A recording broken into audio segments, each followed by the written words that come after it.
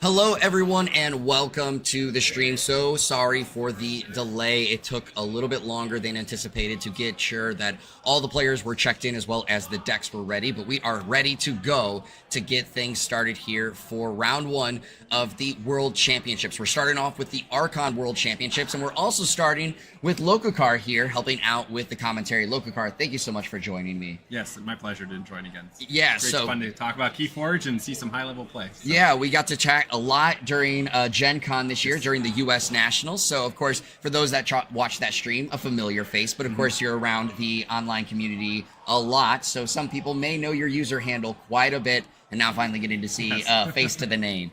But here we're going to see on stream two of our international players who have traveled all the way here to be part of the World Championships, which is something that has been really great to see here for this weekend's tournament. And we have Easy Galena taking on Isfet Italia versus France. And we're going to see some really high caliber decks here. Yes. Let's talk a little bit about the decks and what you're seeing. Well, so the director, third rec, as I'll probably be calling it, it's just that classic Mars now, or in Guys to it, Key Abduction wins of Death deck. It's going to be trying to pitch everything and then archive it all up and then go for those Key Abduction easy key cheats. A lot of good stuff in there. Just the standard sort of Geistoid we've been seeing all tour season that can just stock it all up and then go, hey, I'm going to play my Key Abduction, make a key, do some fun things around that. It's got Rebels and Zisselfrix also just to play out that Mars board. Is going to get a lot of Amber anyway on that turn. So there's a lot of threats in there. Playing against, of course, Goldtooth, which is a very interesting because that is a Tokens of Change deck. And so if you're not familiar with Tokens of Change, you'll be getting a good taste of it here. And the crazy token and Tokens of Change, there's kind of two in this that are really threatening. And one of them you'll see right now, which is Cantina Fiend, which is its effect is fight or after fight, steal 1 and deal 3 damage to a friendly creature. So of course, classic dis, giving you a benefit but also causing you some pain in some way. But with Cantina Fiend being a 6-power body, it's pretty beefy, can take some of that damage that's dishing out. And you get a board of them out there, either opponent has to play no creatures, because all they're doing is creating fodder for you to, your opponent to steal your Amber. Or if you don't play a board, they can just sit here with this board of Cantina Fiends and just reap away. So, a very powerful token.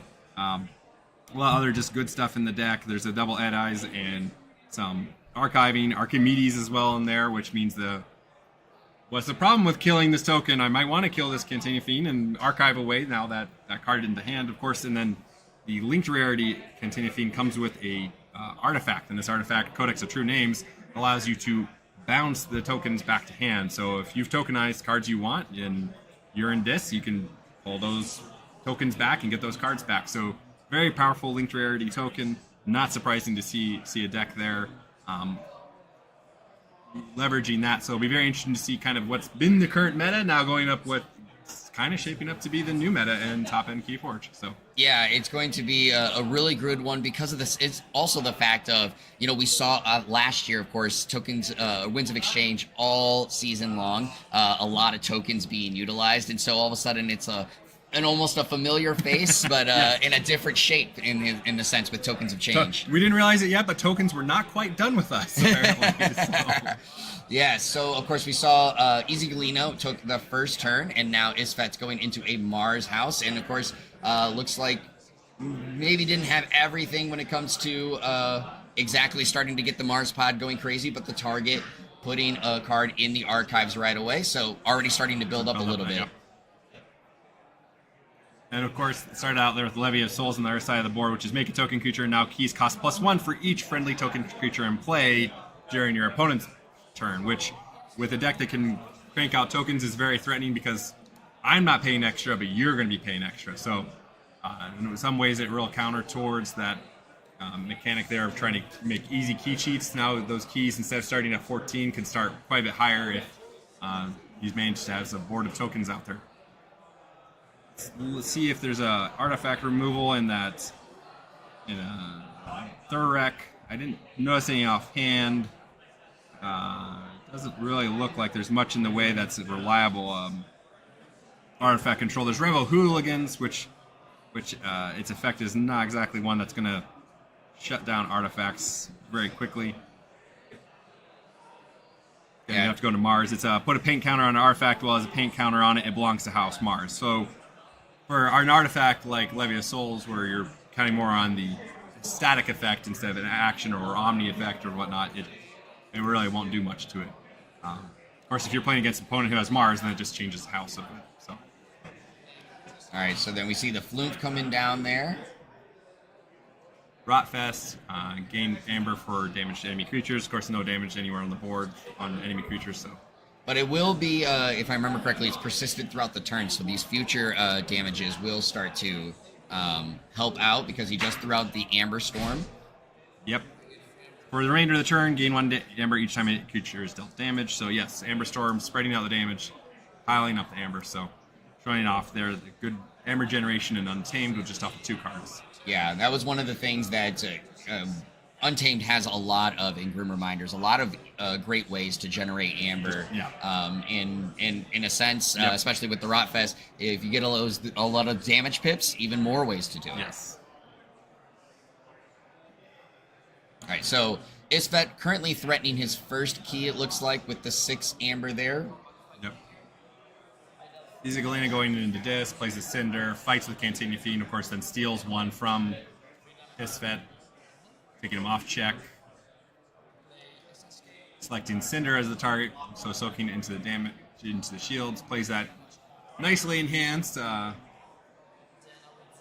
Essence Scale. Now, of course, Rebel Hooligans could shut that down if it's able to, because it would change it to House Mars. And, of course, Essence Scale is the destroy a creature and ready and use a creature of the same house as the creature you just destroyed. So some possible house cheating or double using of creatures.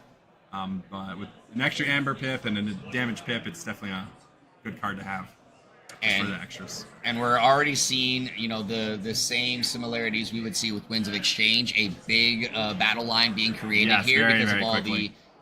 all of the token creatures on there. So always something that can be a little intimidating on as an opponent when you don't have a board right now, as Isfet has. But of course, there are a number of ways still to deal with it. Yeah. But of course, the easiest way and the best way is to have a board wipe. So hopefully, Isfet is able to figure out a way to deal with this board here. Yeah, he will have his Winds of Death. It's just a little early to play it, and so that's where Galena can control the tempo of the match a little bit and make Isfet go digging for it and play it in a suboptimal way, possibly just to stay in the game. Now, of course, hard to see Galena's solo counter Amber at the moment, since his Archon card's right under his hands and he's piling the Amber there.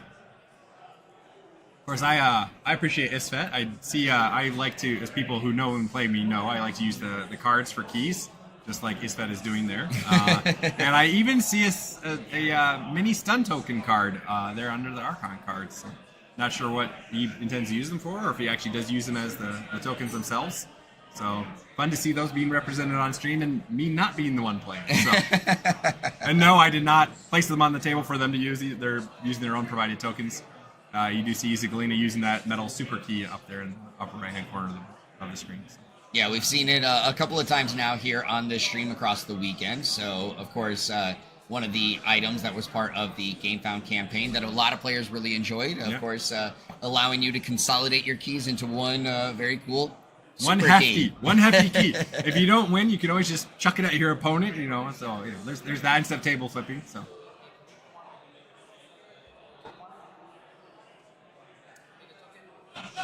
Going into Shadow's turn. I see a lot of sliding creatures down the line, and tokens will change.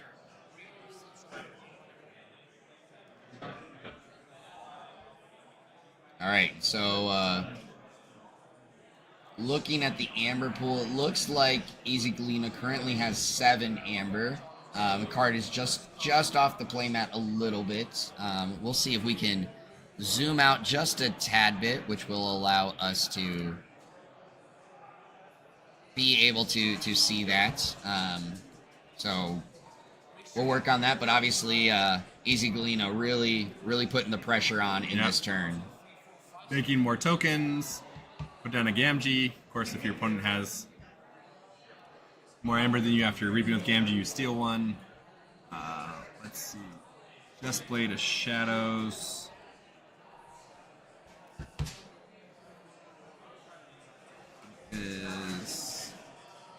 pretty sure it's a new card. Yep, rich score. Play make a token creature and steal 1 amber or steal amber equal to that, and the number of friendly token creatures rounded up. So big steal play going there. Again, with the Cantina Fiends being so big and you not wanting to, they're easy to deal with apart from a board wipe. Very sticky. Sitting there with 5 of them on the board, an easy steal 3 in this case. So. Yeah, and so of course the Winds of Death coming out now, definitely a wise move as that board was really getting big to deal with. It makes a turn where he just literally goes dis and reaps, uses his essence scale to ready and use another one. It just gonna have to take care of it. Now let's see, in Geistoid, does he have a method to, does Isifet have a method to take him off check? Possibly, if there's enough Geistoid, he's able to play enough and has a Veil of Ectoplasm in hand, is able to play a creature, he could capture possibly enough to take him off check, but a little doubtful. That looks like 12 amber. Discard pile's a little thin, and also doesn't help, of course, with archiving all the creatures from his own discard pile. Now, I don't recall him having played many Geistoid creatures up till now, so. Yeah, he did not. He was able to put a decent amount of creatures in there, but obviously not as much as he wanted to. But it was definitely the slow turn take. The board was getting too much, and as we saw, he basically played the Winds of Death, and that was it. Just trying to clear that board. So Easy Galena able to forge the first key, and we see he forged yellow at the time. And I only point that out because, of course, there's a chance we'll see some Amber Skies here in the Archon tournament. And, of course, the key forging colors is an important Makes a big difference, matter.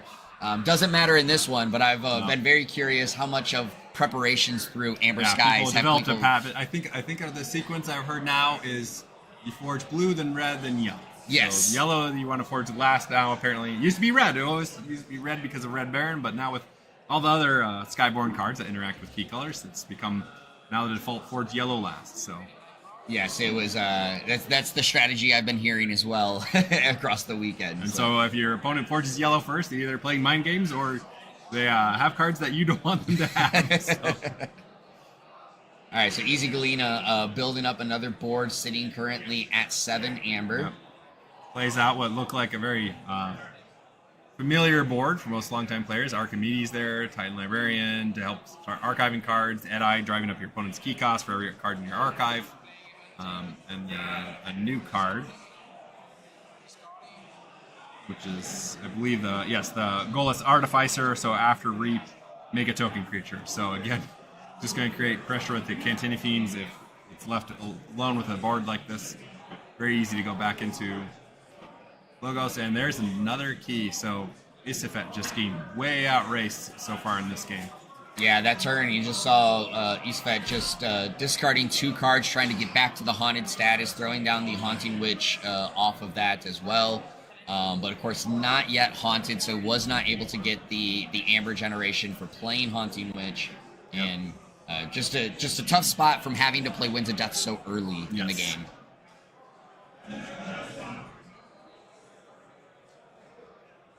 If my math is if I counted that very quickly, it looks like he's currently at 7, so he still needs another 3 cards before he hits that Haunted status. So. But he does have the Haunted marker on the table, which will help out over on the left side. Yep. A marker that we always call out from the Warforge podcast. Tobin making that for a lot of the community members, and so we'll see Sad that. And happy Ghost, yes. Yeah, we'll see that a little bit across the weekend for those playing with the Grim Reminder set. So Isifet probably wished he had been able to get to his Boo, which would have let him discard a whole bunch of cards before the Winds of Death, or even now if he's desperate to get into it. Haunted House would have been a good early play, but not seeing it. Easy Galena going back into Dis, playing Anguish with a damage pip. And of course, Anguish raises your opponent's key cost for each damage on Anguish, so immediately driving up yet even more the key cost. So another theme of this funny Goldtooth Un is not only is it going to steal from you if you play creatures, but it's just meanwhile just driving up your key cost to very, very high numbers, making it very difficult to forge. Yep, and that Winds of Death that was utilized to clear the board immediately now seeing a board being established on Easy Galena's side, another hefty one to try to deal with. Yep, taking advantage of the essence scale there to reap and use Golas Artificer so you can create yet more tokens, so creating yet even more tokens, Cantina Fiends. So again, this just exploding board in a good way for Easy Galena. Just creating more and more and more those Cantina Fiends. And being up 2 keys to no keys and 3 amber, it's a very dominant position for Easy Galena, and it's not really many good options now for Isafet to deal with this board, having used already his Winds of Death. Probably wished he's seen his Curse of Disappearances earlier, which would allow him to archive away his opponent's creatures slowly, but be doing something. Also, another one would have been seeing his Fangtooth early, would have been able to help him at least start thinning out his opponent's boards a little bit. Both together would go a long way towards thinning out that board, removing a creature at the end of Easy Galena's turn and a creature at the end of Isafet's turn, but without that steady attrition to the board and without regular creature denial, and there you go. And it looks like that was it. Definitely a very unfortunate one for Isafet there. Just as you kind of said, did not get the draw that he needed to really make a case against the Tokens of Change deck there. If you have very low experience playing against Tokens of Change and how much it can generate tokens, it's very easy to forget that you might want an early mulligan. I didn't get the opportunity to see if Isafet had mulligan, but certainly this sort of matchup, mulliganing for the Curse of Disappearances or mulliganing for the Fangtooth would definitely be in forefront of my mind, just because of the exact situation you see there, where there's just constantly playing more and more and more creatures. When you know those are your 2 reliable ways to keep removing creatures apart from Winds of Death, you're just going to have to play it as it lies in this case. Unfortunate loss for Isafet, but congratulations to Easy Galena going on to the next round, of course. So. Yep. So Easy Galena staying in the X and O pool. Isafet, of course, dropping to the X and 1, so still has a chance to make their way up to the top cut. Yep. But of course, just a little bit harder of a hill to climb. A longer journey. So we'll see how that goes. And you know what? Let's just talk a little bit about what we saw over, of course, from this. So a lot of people and players were wondering how much we'd see Tokens of Change in this tournament, and of course also how much Grim Reminders would still remain, knowing that Amber Skies as well as Tokens of Change had released in the meantime. So we're already seeing one presence of Tokens of Change here. So I guess early impressions.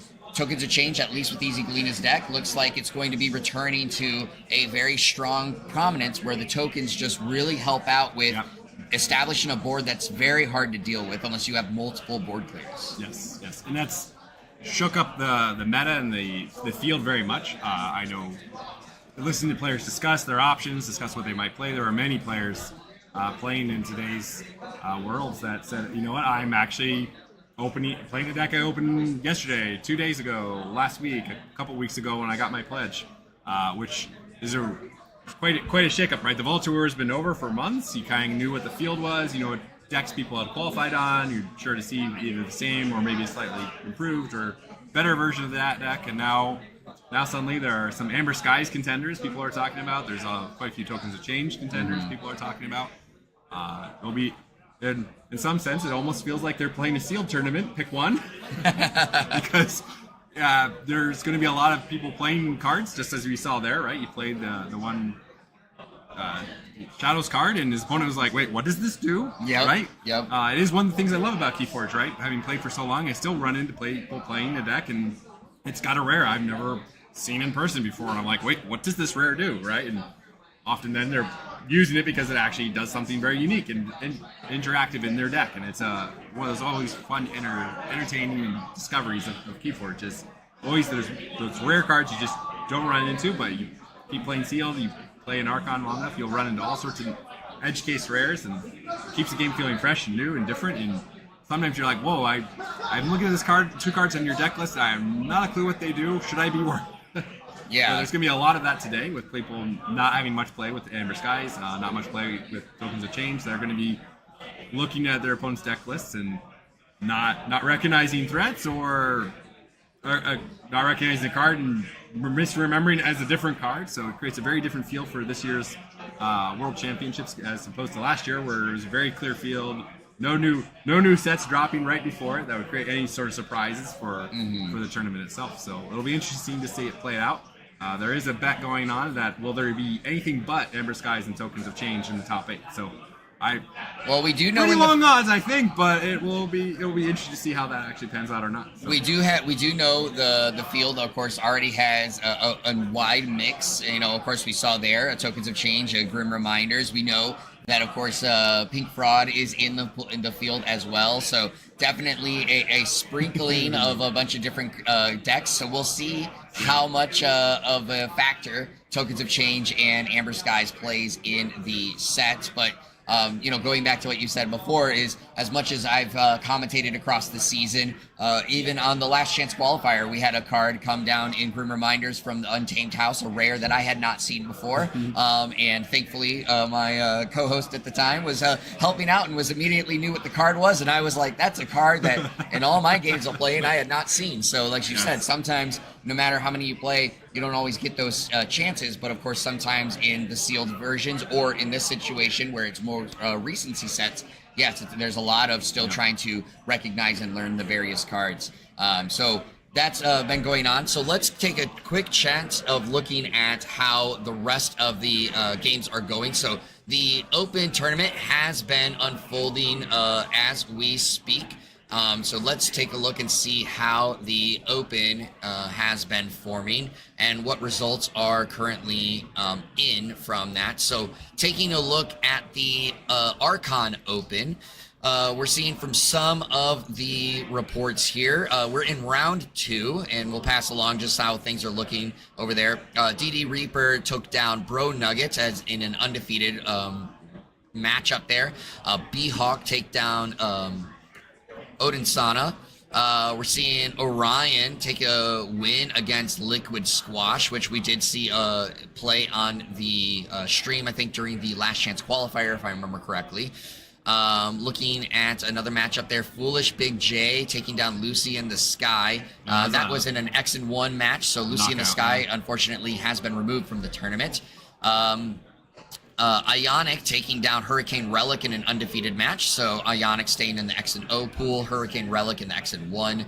Fabulosine taking down Sparky Yellow in an X and 1 matchup. So Sparky Yellow has been removed from the tournament. King of Bling, which we got to see on stream, taking a win over Quick Draw in an undefeated matchup. So King of Bling staying undefeated. Looks like Yo-Yo Milkworm took down Eric Waters in an undefeated matchup there. Lord Judo, which we saw on stream in the play-in match for the Sealed World Championships, took down Kanta Kali in an X&O matchup, so Lord Judo staying undefeated there. Fox Blaster taking down Shaka in an undefeated matchup, so Fox Blaster staying in that X&O pool. A good showing, Amber Meaties taking another win here in an X&O matchup over Barry 374. We've seen him quite a bit. Amber Meaties, obviously a well-known content creator for KeyForge. Barry opened up a very mean sealed deck. I eked out a win because he made a poor choice, but yeah, very solid player, very mean deck yesterday. So yeah, so then we see X-Ray Creator took down Ali Ciolus in an X and 1 matchup there. So X-Ray Creator staying in the tournament. Logan's taking down Stormstrong in an X and O matchup. So they are staying undefeated. Unfathomable took down Cody Kraz in an X and 1 matchup. So Unfathomable staying in the tournament. Drazcor, who's been helping out with the streamings here over the weekend, taking a win in an undefeated matchup. So staying in the X and O pool. Frenzy AJ taking down Flightless Pheasant, another content creator there. Frenzy AJ and that matchup were an undefeated match. Let's look at Osram Tylika taking down Matsy51 in an X and 1 matchup. So Osram staying in the tournament. Matsy, unfortunately, bowing out. Captain Crispy with a win in an undefeated matchup over Jim Forgery.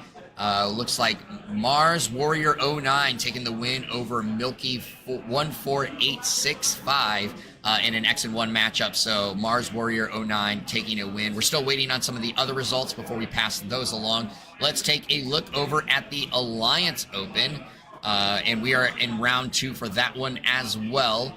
We're seeing Miggy 9001 taking down Sparky Girl in an X and 1 matchup, so staying in the tournament. Joni taking down Mark H. Both of those we've seen on stream in the Alliance Open now. Joni taking the win in an undefeated matchup. We have Bot or Not taking down D. Mikolova in an undefeated matchup. Bot or Not, a player from France, coming over, showing some international support. Dave Cordero taking down Hammersmith in the undefeated matchup there with a big win. Tonio72, we're waiting on actually the results for that one still to come in before we pass that along. Adzibad taking down Yakin 3-1-6 in a X1 matchup, so Adzibad staying in. And now the results have came in for that matchup. Tonio72 taking down Gorlami in the matchup there. That was an X1 matchup, so Gorlami unfortunately out of the tournament. And Tonio72, another French player, staying in the matchups. Let's take a look at the other matchups going on in the World Championships, see how any results that are coming in. We see Anxious Pirate taking down I Am the Wookiee in an undefeated matchup. Obviously, this was round one, so that does make sense. Sunday getting a win over Willie 510, a player from Taiwan that we did see on stream. Sunday getting a big win in that one. Obviously, we saw the Easy Galena Isvet matchup. Jalapeno's a player from Italy taking down Grishhammer in their first round matchup. Kokojin getting a win over Medaps in their first round matchup. And Flaming Hobo taking down Mike Fooney in their first matchup. There's several other matches still going in the time frame. We're waiting for those results to come in. And let's now take a look over at the Alliance tournament. We got Dragon Harms taking down Dragon Master 101 in their matchup. We have Chimera taking down Doug Ader in a matchup there. We have Arrington Long taking down Math and Love. Arrington Long coming from Italy, right? Yes, that is correct. We have Froglegs taking down Jamka Sierre. And also Aviator taking down Dammit in that matchup. We still have a few more matchups ready going through, so we'll see how those results come in. But obviously we ran through a lot of matches there, a lot of things. I guess just off of memory in a sense, how are you feeling about some of these matchups and some of the wins we were seeing? Unfortunate to see Wookiee go down to a friend Pirate. Never fun to watch friends play with each other, so some high caliber play, really good decks, really good players. Everyone probably fighting hard for their wins and losses here, so none that seem too surprising to me. But as I said, some of these deck list names I'm seeing paired up with the players are decks I don't recognize at all. So there's definitely some new blood in the field as far as decks go. I also see that while the match isn't finished, my friends Ben the Monkey and Dr. Sheep are playing each other. So taking a loss no matter how that one ends up, of course, and that to start with. So yeah, we'll see how they all go. It's interesting seeing a lot of players you recognize from seeing around at Vault Tours last year at the KeyForge Celebration. Met earlier today or the last couple of days here. Seeing as this is now a 4-day event. Yep.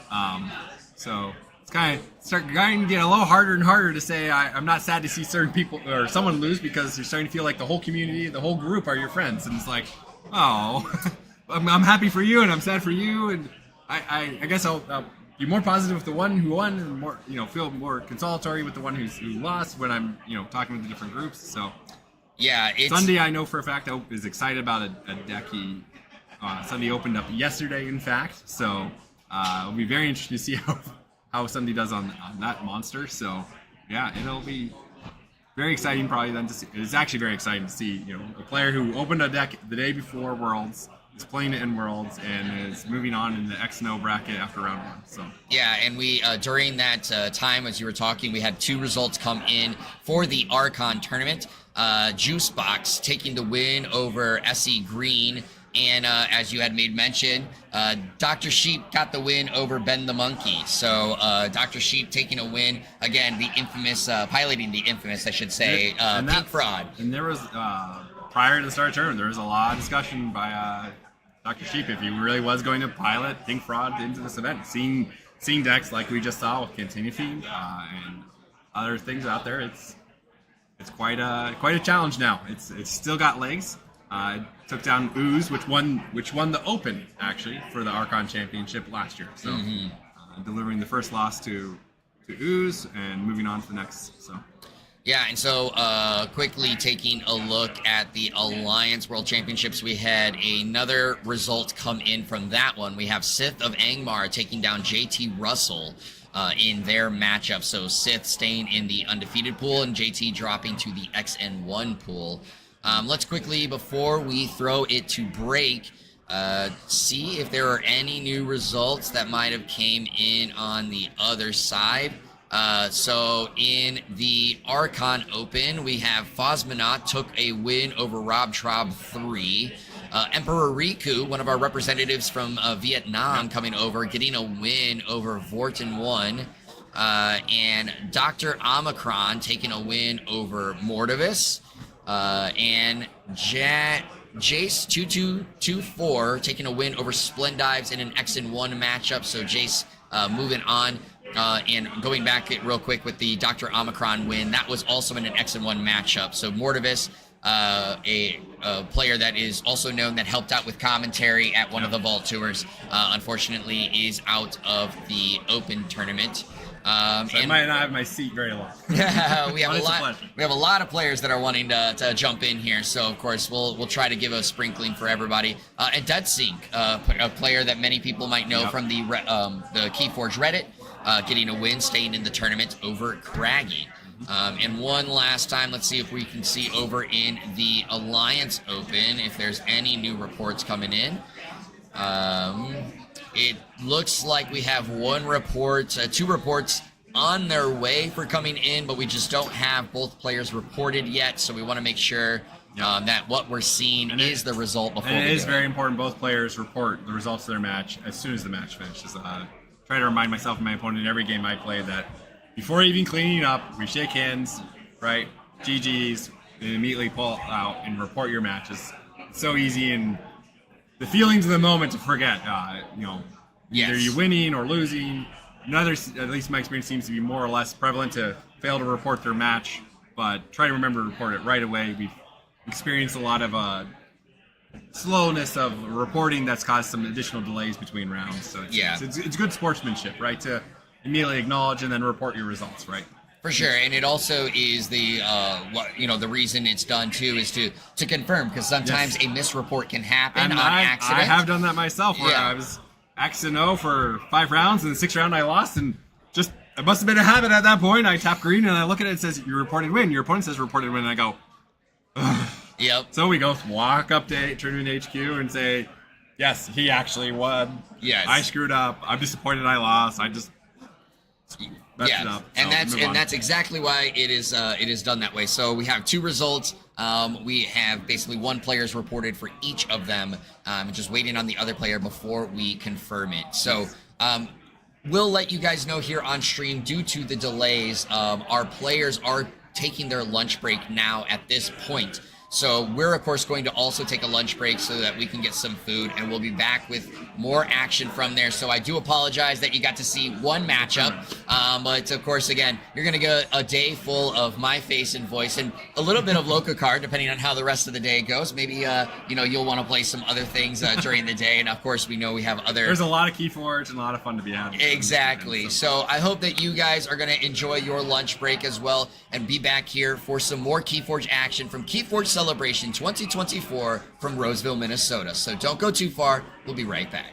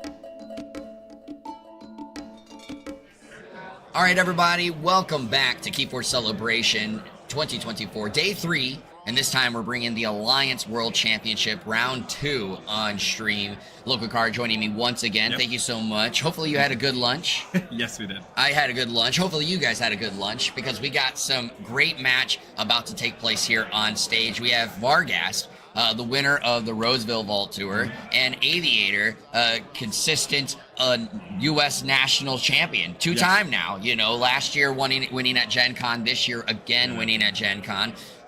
And we're actually seeing both of them piloting a completely different deck than they did at those tournaments. And as you made a call earlier, it's tokens of change. Lots of tokens of change. You can already see the one token out there. So we know it's the Dis Logos Untamed for Vargas and a Dis Redemption Untamed for Aviator. Both of them going with Levy of Souls in their decks. Both of them having similar lists in certain ways. Going for key cheats. It's going to be a very interesting match to see them playing against each other. Redemption, of course, new house, but a lot of old but very good cards in there. Him, Dedumna, Gorma Bomb did for artifact control, triple Snarette, triple Subtle Auto. So if he has any way to bounce those, that would be really fun, but it doesn't look like that's exactly what his deck will be after. Also, double Fangtooth Cavern. Wow. Good. He does have Nature's Call, I guess I should rephrase that, but it's... Man, that's a lot of artifacts, but a lot of eating away of the board, whoever has the smallest creatures. And then in Dis there for him as well, he's got double Gateways, already mentioned the Levy of Souls, double Marks of Dis as well, Essence Scale, of course the Masser, which is the Dis creature that will create even more tokens when your opponent's drawing a card.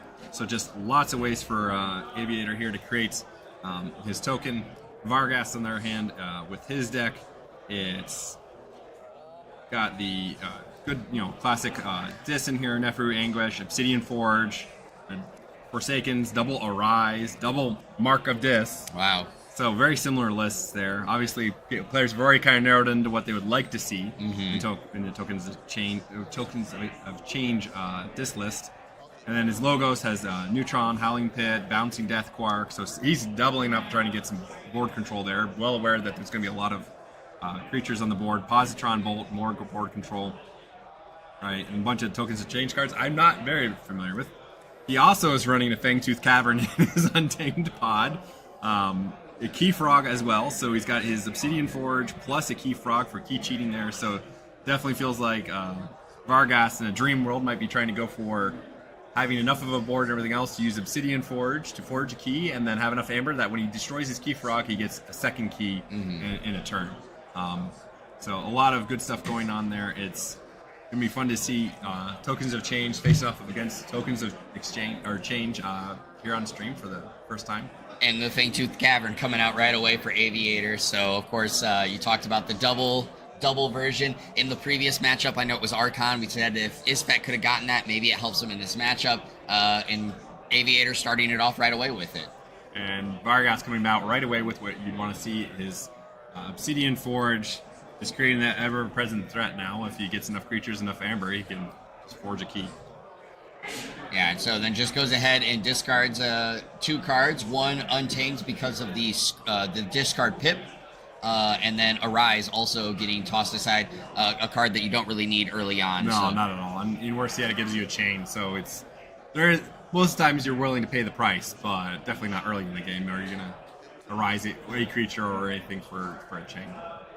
Yeah. So then here we go. Redemption making its presence known here at the tournament. Yep. There's this one of the Snarettes.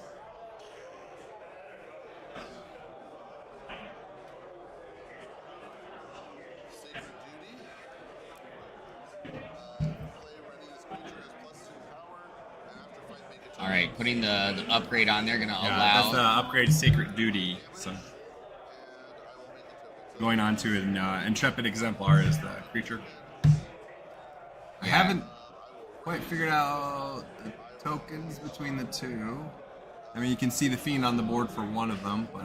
Here, and we can take a look here on our end. So for Vargas, he has Thrall as his token creature.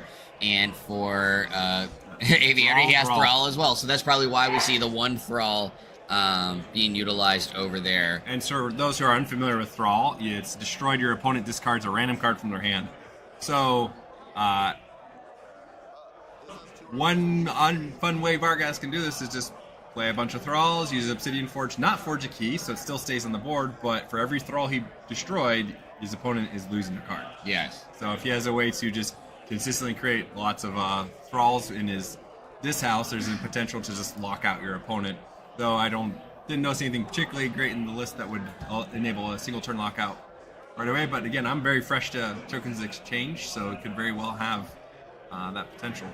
Yeah, I think a lot of it will come down to, and it's probably why one of the reasons that Aviator went with the Untamed House is having the double Fangtooth Cavern, going to be a very easy way to destroy his token, which is obviously trying to disrupt his opponent. However, in this situation, both players now using the same token, and it's probably a similar mentality. They're trying to get a lot of cards out of their opponent's hands. Yeah.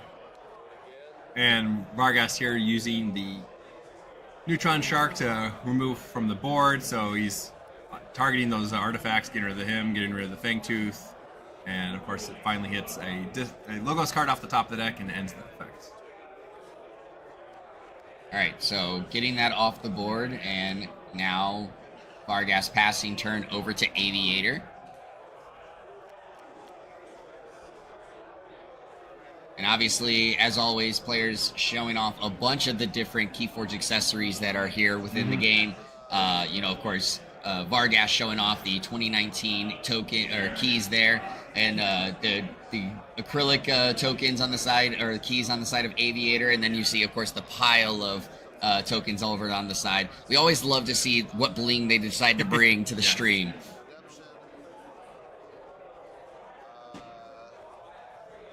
Asking for clarification on Intrepid Exemplar. It's a 4-power, 2 armor, redemption creature that has taunt, and after fight and destroyed, make a token creature. So, again, if he's has to, he can sacrifice his own Intrepid Exemplars to create Thralls. Is an option Aviator would have with the Fangtooth in a situation where his board is all 4-power. So, yeah.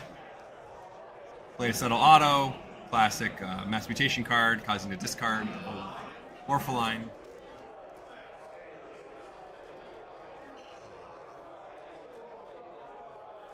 All right, readying up and passing over turn, drawing 2 cards. And now, of course, Vargas, because of getting hit with that, is playing now with 1 less card this turn. Yep. We can see he's got looks like a 3-disc, 1 Untamed, 1 Logos hand.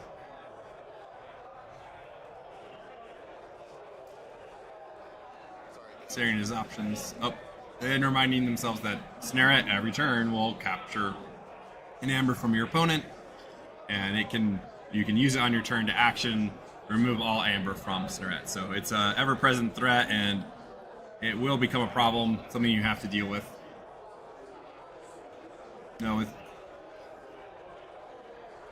see a few discards in hand. Hard to see exactly which ones. On the top's Nefru, a couple of enhanced cards.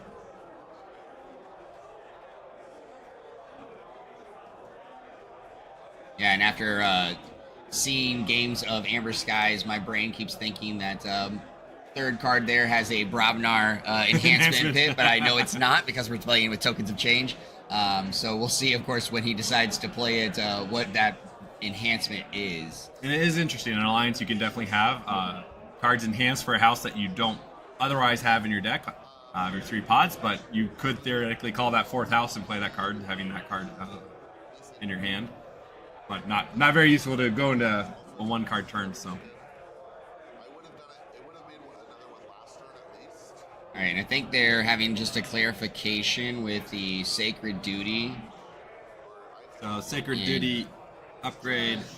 This creature gains +2 power and an after fight attack effect of make a token creature. So that would, and if Essence make that Intrepid Explorer a 6 power, 2 armor, and you make 2 tokens after fighting, and 1 token if it's destroyed. I made 1. I didn't make 2. And I think I missed it 2 turns ago. So as mentioned, a good old card from prior sets, Mark of Dis, do 2 damage to a creature. If it is not destroyed, your opponent has to call that house on their next turn. I think at this point it's just going So if he targeted the thrall, he would lose a card out of his hand, and there would not be that effective force Aviator into a specific house. Same if he targets Subtle Auto, so... And it looks like the judge was called over to do some clarifications as well. So he is going to mark of dis against the Snarette there, which of course means no redemption called the next turn. No, he's forced into calling Forced into it. Forced into Excuse me, calling yes. redemption. In an ideal world, then you destroy their board, and they're left with no ready creatures to use in that house. And you know, after having a turn where he played a bunch of redemption cards, then it feels great to say them probably play a card or two, or maybe no cards if you really hit well. But in this case, it seems to not be the situation. Considering his options, discarding Nefru, pretty solid play. So the Arise is the capture pip that I was Yep. mistaking there. And he wants board control back, so he's recalling the Logos and getting back that Neutron Shark.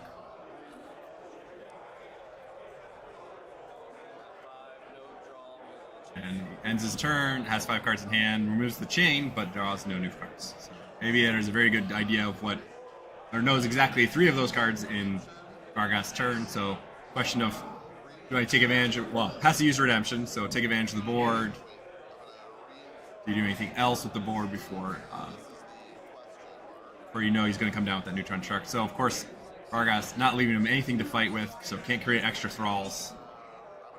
But still going for what appears to be 3 Reaps and then removing that Amber that Snarette had taken away. Yep, and knowing how Aviator plays in the past, he normally stacks his tokens, his Amber, in stacks of 3. So likely sitting on 6 currently at the moment, but of course because he's stacking them, we're not 100% sure. Well, he reaped 3 times, and I only see two Amber. So obviously they're piled up. So yeah, just playing more cards to create fuel for his eventual play of the Neutron Shark. So having to consider the fact that card is both a draw pip enhanced, but also discard pip enhanced. Yes. Not terribly familiar with that one. Let's see if I can go pull it up. It's called Practical Methods. Play, make a token creature, destroy a friendly creature and an enemy creature. So. Alright, so he's placing it now, so he's going to draw a card. Now go ahead and do the scrap this card. Yep. Here we go. And makes a token creature. And now he has to destroy both a friendly and enemy creature. And now this is where a big decision kind of point happens, because obviously if he targets the Intrepid Exemplars to try to get some of the generation of token creatures, going to generate one. If he goes up to the Snarette, getting his Amber back, the Thrall is still sitting there. Probably would want to, actually no, goes for the Intrepid Explorer. To make, which will make a new token, a new Thrall.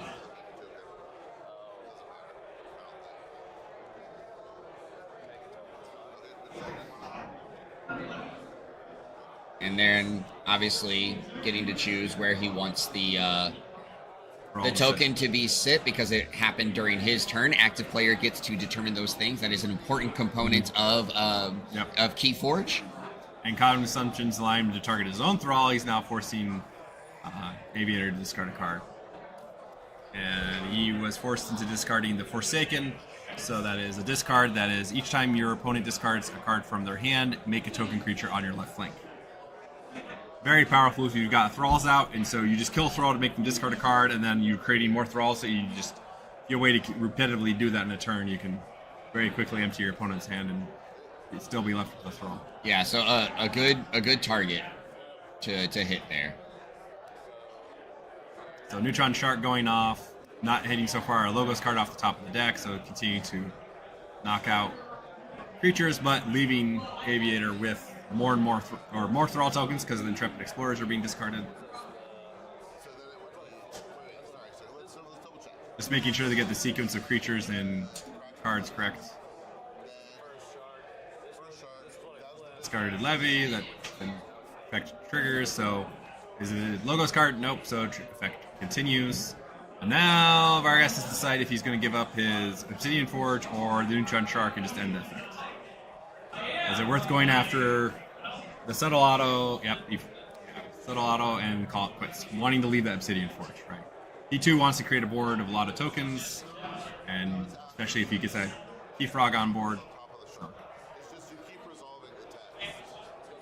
They're just talking about the sequence of ordering the operations to make sure that things are stacked in the discard pile.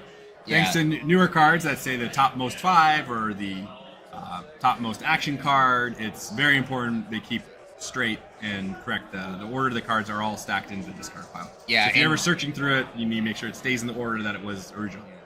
And how Neutron Shark is written, there is sometimes a little bit of confusion. I know that is a situation that judges have been called on a couple of times just to help clarify it. And of course, that's why they were having the discussion of, did the Neutron Shark go in first before the discard or opposite? Or is the discard after the Neutron Shark has already entered this card? Yes. So as you said, very important, but also important to have the clarification on the card as well. So yeah. Maybe they're going Untamed. Playing Forgotten Guardian, which is a rare. Purge a card from a discard pile on play, and then scrap, shuffle a purged card into its owner's deck. So, lets you pull back purged cards, but also lets you play and get rid of cards. So, obvious target there. Of course, I was reading it when he picked his target, but I believe it would be the Neutron Shark he purged. So I think so. So. And just to answer a quick question, both players are using the token Thrall. That's why you see only one token on the left side of the screen, because both players are using that same token creature. I wasn't aware there was a chat to interact with. Hi, I'm Mox.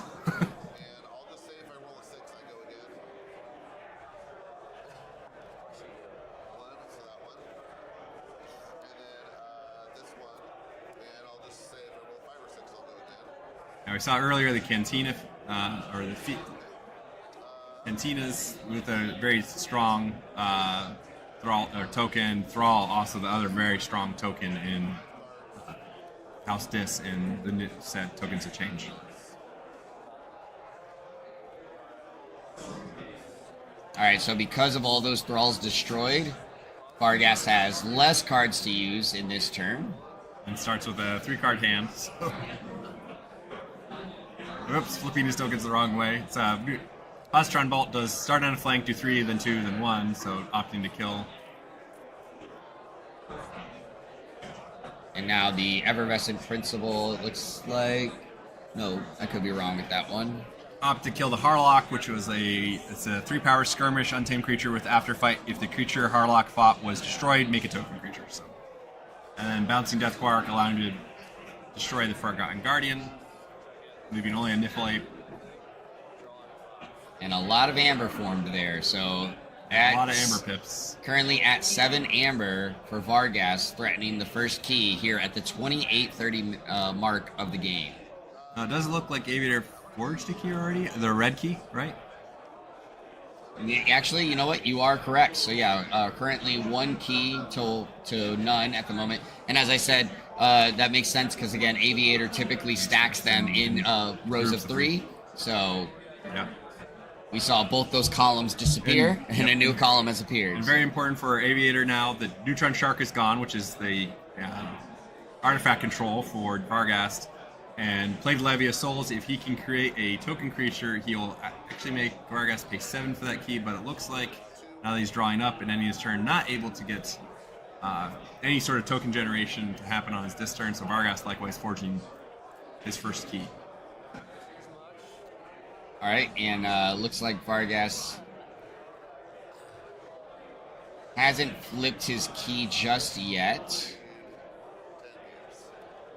And I think it might be a good idea to quickly pop out there and just help him with remembering to do so. So that way the board state is correct and understanding. It's always important to keep in mind that obviously playing on stream can be a little nerve-wracking for some players, and just a situation of sometimes you do things so fast and you move so smoothly, you sometimes forget those steps. But there you go. See Vargas flip the key over, Finally able to get the board state ready to go. A lot to think about, especially with, he has Forgotten Guardian. Does he scrap it and get back his Neutron Shark for, put it back into play and to be able to use it? Does he call a different house? So, sure, and all that thinking about what he's going to do for his turn, sometimes it's just the simple action of flipping and forging your key gets lost in the mix. Yeah, so now Vargas going into the discard pile. So instead of pulling back, scrapping Forgotten Guardian and pulling back his Neutron Shark, he's opting instead to play it, which allows him to purge from Aviator's discard pile, so returning the favor. As I said, very, very similar decks, right? They're playing very similar cards in many of their houses. Good effects. So deciding to hit that him to Duma, a very good artifact that originally was in Sanctum, but also now in Redemption, and it's each friendly creature gains Omni, so any turn you can use this. Destroy this creature, and the friendly creature captures 2. With Thrall as a token, while that's on the board, any turn you have Thralls, you can just give them up to make your opponent discard. Yes. Doesn't need to be a dis or to fight with them or do anything else fancy, just merely having that on the board creates that ever-present threat that I just want you to play with less cards next turn. So. Yeah, and for our newer players, Omni, of course, means for a card, the chosen house each turn does not have to be the house you chose. So if you chose, for instance, using Thrall, if Aviator chose Untamed, he could still use that ability. Yep. So, Aviator playing a Whimsical Conjurer, which is when you resolve an Amber bonus icon, you may make a token creature instead. So, when playing the Fangtooth there, instead of getting 2 Amber Pips, he rather play more Thralls on the board and taking advantage of Nature's Call to bounce just the Niffle Ape and opponent's Whimsical Conjurer, so not leaving it on the board for Vargas to take advantage during other turns, because Whimsical Conjurer is anytime you play the card with the Amber Pip, so whether that's an Untamed, Dis, or Logos turn for Vargas, you'd be able to likewise create a bunch of Thralls. So. Yeah, and so now Fangtooth occurring at the end of Aviator's turn, he has to pick the lowest power creatures. There's 2 Thralls on the side, so before Vargas even gets to play his turn, he's going to lose one of the cards out of his hand. And that's the Howling Pit, a good old card from the days of Coda. Amber Pip enhanced, and each player draws their hand up to an extra card. So you play with a 7-card hand, if I remember right. Yes, each player refills their hand to 1 additional card during their draw a card step.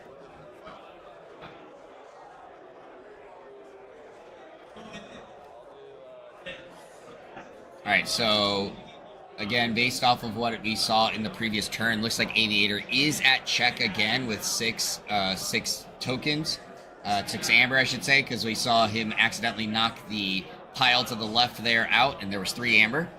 So looks like he is still doing the stacking of 3. And Vargas there is just using his phone as a means to consult his deck list. He doesn't have a printed deck list, but the Master Vault does have the deck list as he created it. So. Yep, and of course, with the tournament rules and guidelines that was updated for this year, the Master Vault is a legal document, so you can use that to reference his decks. So, of course, as you see, he's just using it for doing that, cannot use it for any other purposes, and that's why you may see that throughout the tournament, players using the Master Vault for that reason. Very helpful when you're playing a foreign language deck and you're like, I don't remember what this exactly says. And some of these KeyForge is very common. It's very important to know exactly what the cards say. Yes. We generally remember what they do, but there are those moments where it's like, wait, what's the exact wording? Yes. So, going into an Untamed turn, just reaping for 2, then killing his Thrall with the Fangtooth. Not sure Aviator wanted that Mark of Dis as a creature, but he did opt to leave it on the board when he uses Nature's Call. So.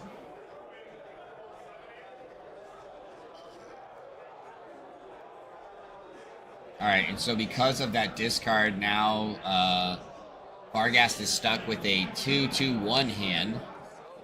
Something you don't necessarily want each time, but he does have a dis and an untamed creature on the field. Yeah, and it does look like Aviator is now up 2 keys to Amber to Vargas 1 key to Amber. So. I mean, I made that decision based on you deciding not to call. I should go.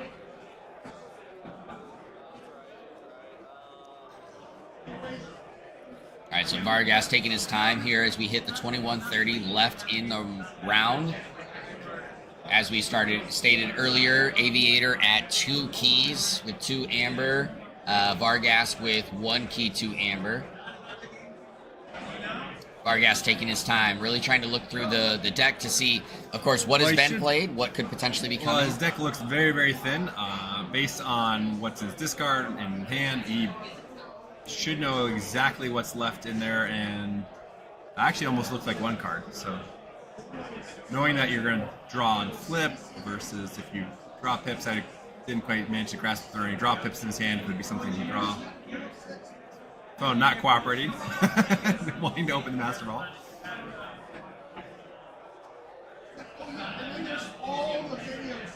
Yeah, I don't see a draw pip, but there is a Logos card I'm not familiar with.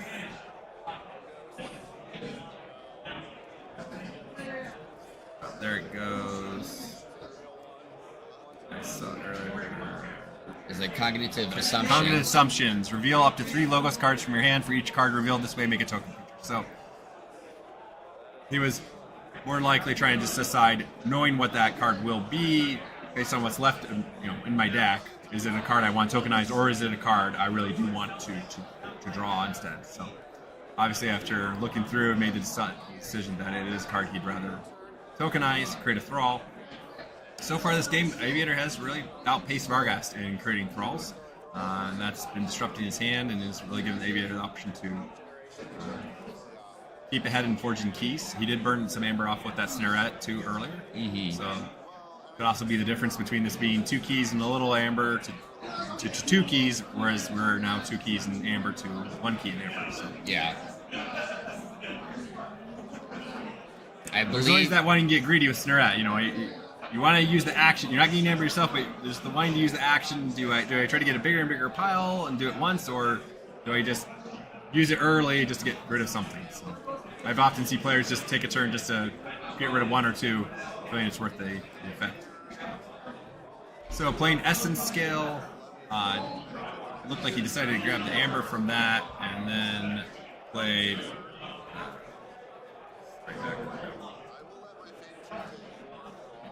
Played Forsaken. No. What is that one? That's the. Well, he played in a Master, which on the end is each time your opponent draws a card, make a token creature on your right flank. Yeah, and he played the Gate Warden prior to that one. The Gate Warden, while you control a token creature, enemy creatures cannot reap.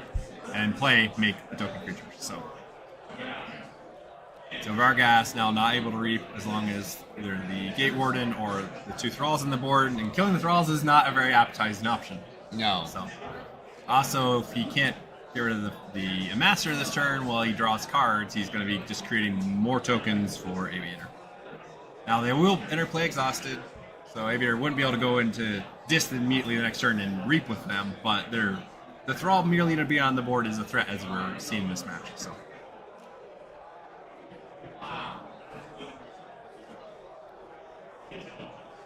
All right, Vargas taking his time, really thinking it through. We are at a pretty critical point of the match, trying to, catch up with Aviator and also keep Aviator off of pacing towards the win. So definitely want to take your time through these last several rounds, or several turns, I should say, so that you don't make a critical mistake that could lead to your loss. So Vargas opting to go untamed and getting rid of the Master, good call. Then fighting or playing 2 more Whimsical Conjurers and a Warfline, so he's deciding what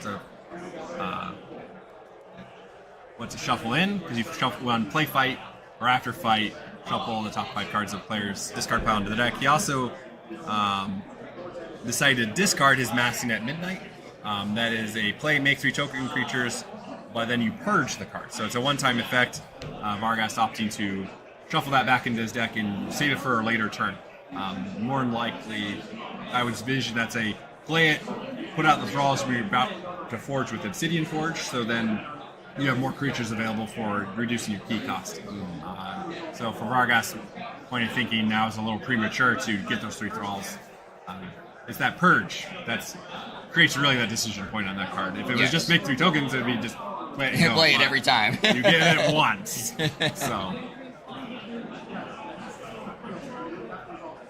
All right, so Aviator's turn here now. Yep. 16 and a half left in the round.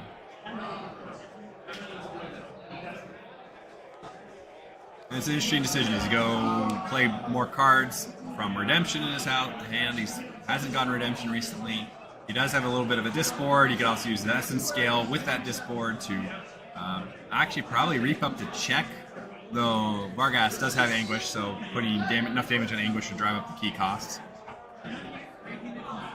Of course, his Levy of Souls is driving up Vargas' key cost now, as long as he has Thralls on board. So yeah, if this could bog down very quickly in forging keys, depending on how they keep going. So he does opt to go with Untamed.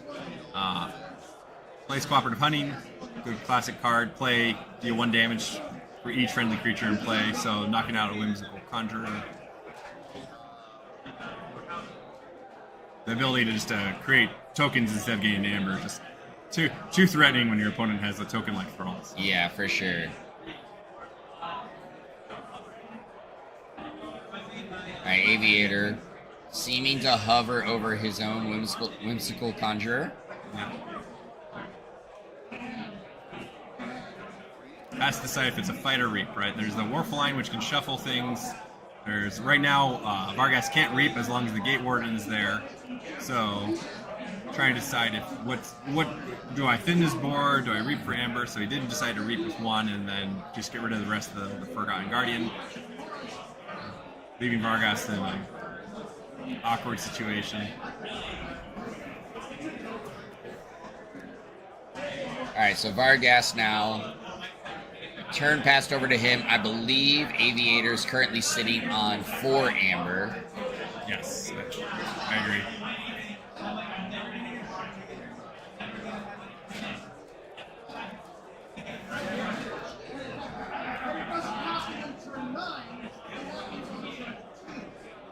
So Aviator has to, with Fangtooth, decide which one of his 2 tokens he would destroy. Knowing what's under them makes a big difference. So there's the Gorm of Om, which is a card he probably would rather see back in his deck as soon as possible, because they will let him get rid of the Obsidian Forge. So hits a Logos Positron Bolt.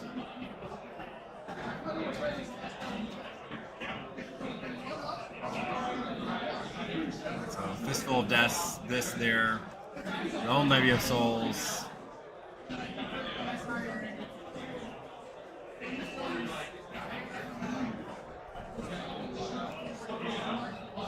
Alright, and then with a damage pip Yeah.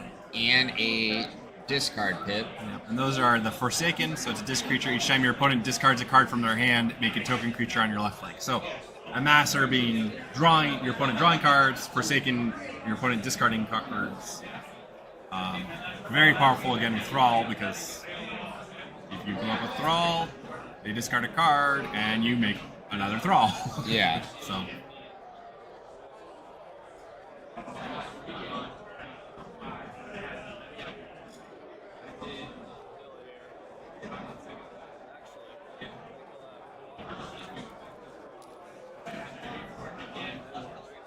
decided with the 2 damage on Aviator's Whimsical Conjurer to throw the damage pip on there.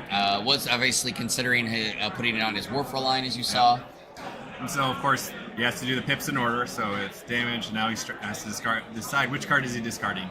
Is he going to discard his Practical Methods and play his last discard, or is he going to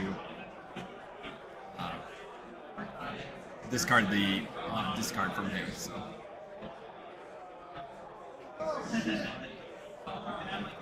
using Anguish to both knock out the Gate Warden and also drive up key costs for Aviator. And decides to pitch that Arise. So, yeah. right, and draws back up. Vargas taking a very solid approach. I'm not going to look at my hand until you're done because you could very well get rid of cards, and I don't want to get too much down one mental path of what I'm going to do on my turn when I don't know what's going to be in my hand. At the moment, Aviator will definitely have to destroy his Thrall at the end of his turn, which will, of course, cause some card to disappear. So definitely the right approach to keeping it even level headed going into your next turn.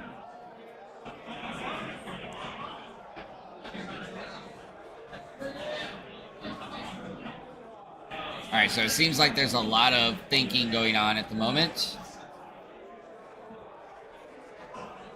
And totally makes sense with where the board state is and where the game is at the moment. Again, Aviator currently at 4 amber towards his 3rd key. The Gate Warden being removed at the moment means obviously Vargas can now potentially start reaping again. Getting amber. Yeah, so now is a time where Aviator's got to really think about what he wants to do. And it looks like he opted to reap with Go the with these, so yeah, draw. reaping. Going Dis, the Gateway of Dis. So just finish the board, so of course, trying to decide, it's going to be damaged, obviously, so the Thrall gets destroyed, and then he's going to get to decide how he wants to order these cards. And going to hit the 5th card. So that goes, and then the creatures go on top of it. And it another was, Mark of Dis as a token. Aviator having no luck with his Mark of Dis, I guess. This game getting tokenized repeatedly, so. And obviously the chains from the Gateway of Dis now coming down as well. And playing a Greater Oxtet down there, so it's taunts. At the end of your ready card step, purge a card from your hand. If you do, give it power. So left unchecked, it just gets bigger and bigger and bigger and bigger. And it lets you do a little bit of deck crafting. Now with his Forgotten Garden, there is the option for him to scrap and get back a card that had been purged. So it is possibly a very clever archiving mechanic, but I'm not sure he's going to use it that way. There's the Rise. That is a real hit with all those creatures that just went into the discard pile. It could have been a very easy turn for Vargas just to go Arise, Dis, and move on. But instead, purged out. Essence Scale, of course, letting him get to reap then with the Greater Oxtet. Greater Oxtet, he opted to use its ability to purge. Yeah, it's an ready card, so it does happen before the Fangtooth Cavern. So Greater Oxtet will purge a card, then it'll draw up, and then Fangtooth Cavern does its effect, and no other creatures to pick, so Greater Oxtet disperse. Mark a Dis for just the Amber Pips, because there isn't anything else to do with it. Does play Levy of Souls, which does create a Thrall for him, so Aviator's keys are now 7. But probably not a turn Vargas wanted to have, having both Levy and Mark and Arise in hand. Yeah. So that was a very good hit for Aviator off that Thrall.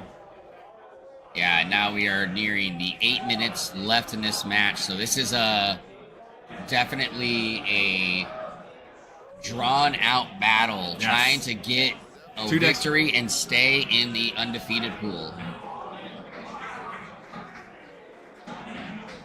So Aviator playing Retribution, being Amber. If there are more enemy creatures than friendly creatures, destroy an enemy creature. So a little risk. He's going to have to discard off the Thrall Destruction, but he does get rid of the Thrall. His keys now cost back to normal 6.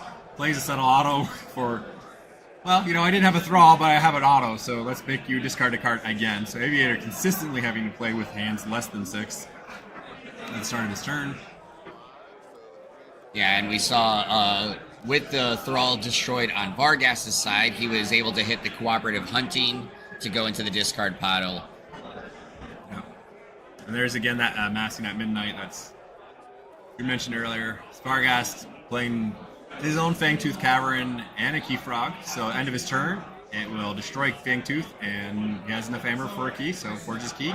And that's going to be game because Aviator was at 7 amber, and Vargas had no means to drive key costs up or take them off key. So. Yeah, a really well played match from these two players, but unfortunately for Vargas, just always on the back foot from Aviator's deck, because Aviator just got that early lead, and it did just enough to kind of keep him in that spot the rest of the game. Yeah, just a foot behind, playing with a smaller hand.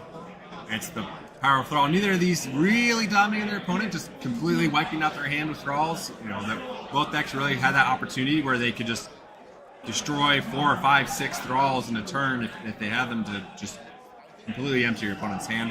So I didn't see any of that, but that's partly a mirror match here where they're trying to eke out the small wins every now and then and knock out key cards, hopefully, and maybe they're obviously right there at the end, gained a really good hit with that. So yeah, very interesting to see tokens of change facing off in an alliance here in the World Championships with very similar houses, sharing 2 houses, and then one going for the draw power and little bits of Sanctum or Logos, and then the Redemption going the opposite direction, with it being more hand disruption, ability just to get rid of your own thralls at will, and Snurrets to just double down on Amber control. So in this matchup, it seemed like the Redemption, in a sense, it was the Redemption beating out the Logos and proving it's worth more. But that Neutron Shark was very, very helpful for Vargas early in the game. It was very back and forward. They were keeping neck and neck and controlling the board, and Vargas stayed in it with recurring his Neutron Shark. So very good options in that logo spot as well. So Yes, very much so. So with that said, let's take a look at some of the other matches to give you guys an idea on how things are going. So in Archon, in the Archon World Championships, Isfet got a victory against Ned Mike, staying in the tournament. Ned Mike, unfortunately, is out at this point. MedApp's taken a victory over SC Green, so SC Green has been removed from the tournament. Dorian 11, last year's world champion, getting a victory over Ben the Monkey to stay in the tournament. Mike Fooney getting a win over June. So Bandola stays in the tournament, moving forward with that. Easy Galena, who we saw, of course, in round 1, getting the victory over Sunday. That Tokens of Change deck really showing its face again. And Sunday is on a Amber Skies deck. Yeah, so there you go. I Am the Wookiee getting a victory over Thytium in there. So I Am the Wookiee staying in the tournament. Anxious Pirate getting a win over Jalapenos in an undefeated match. So Anxious Pirate staying undefeated. Bamboo 29 getting the win over Wado.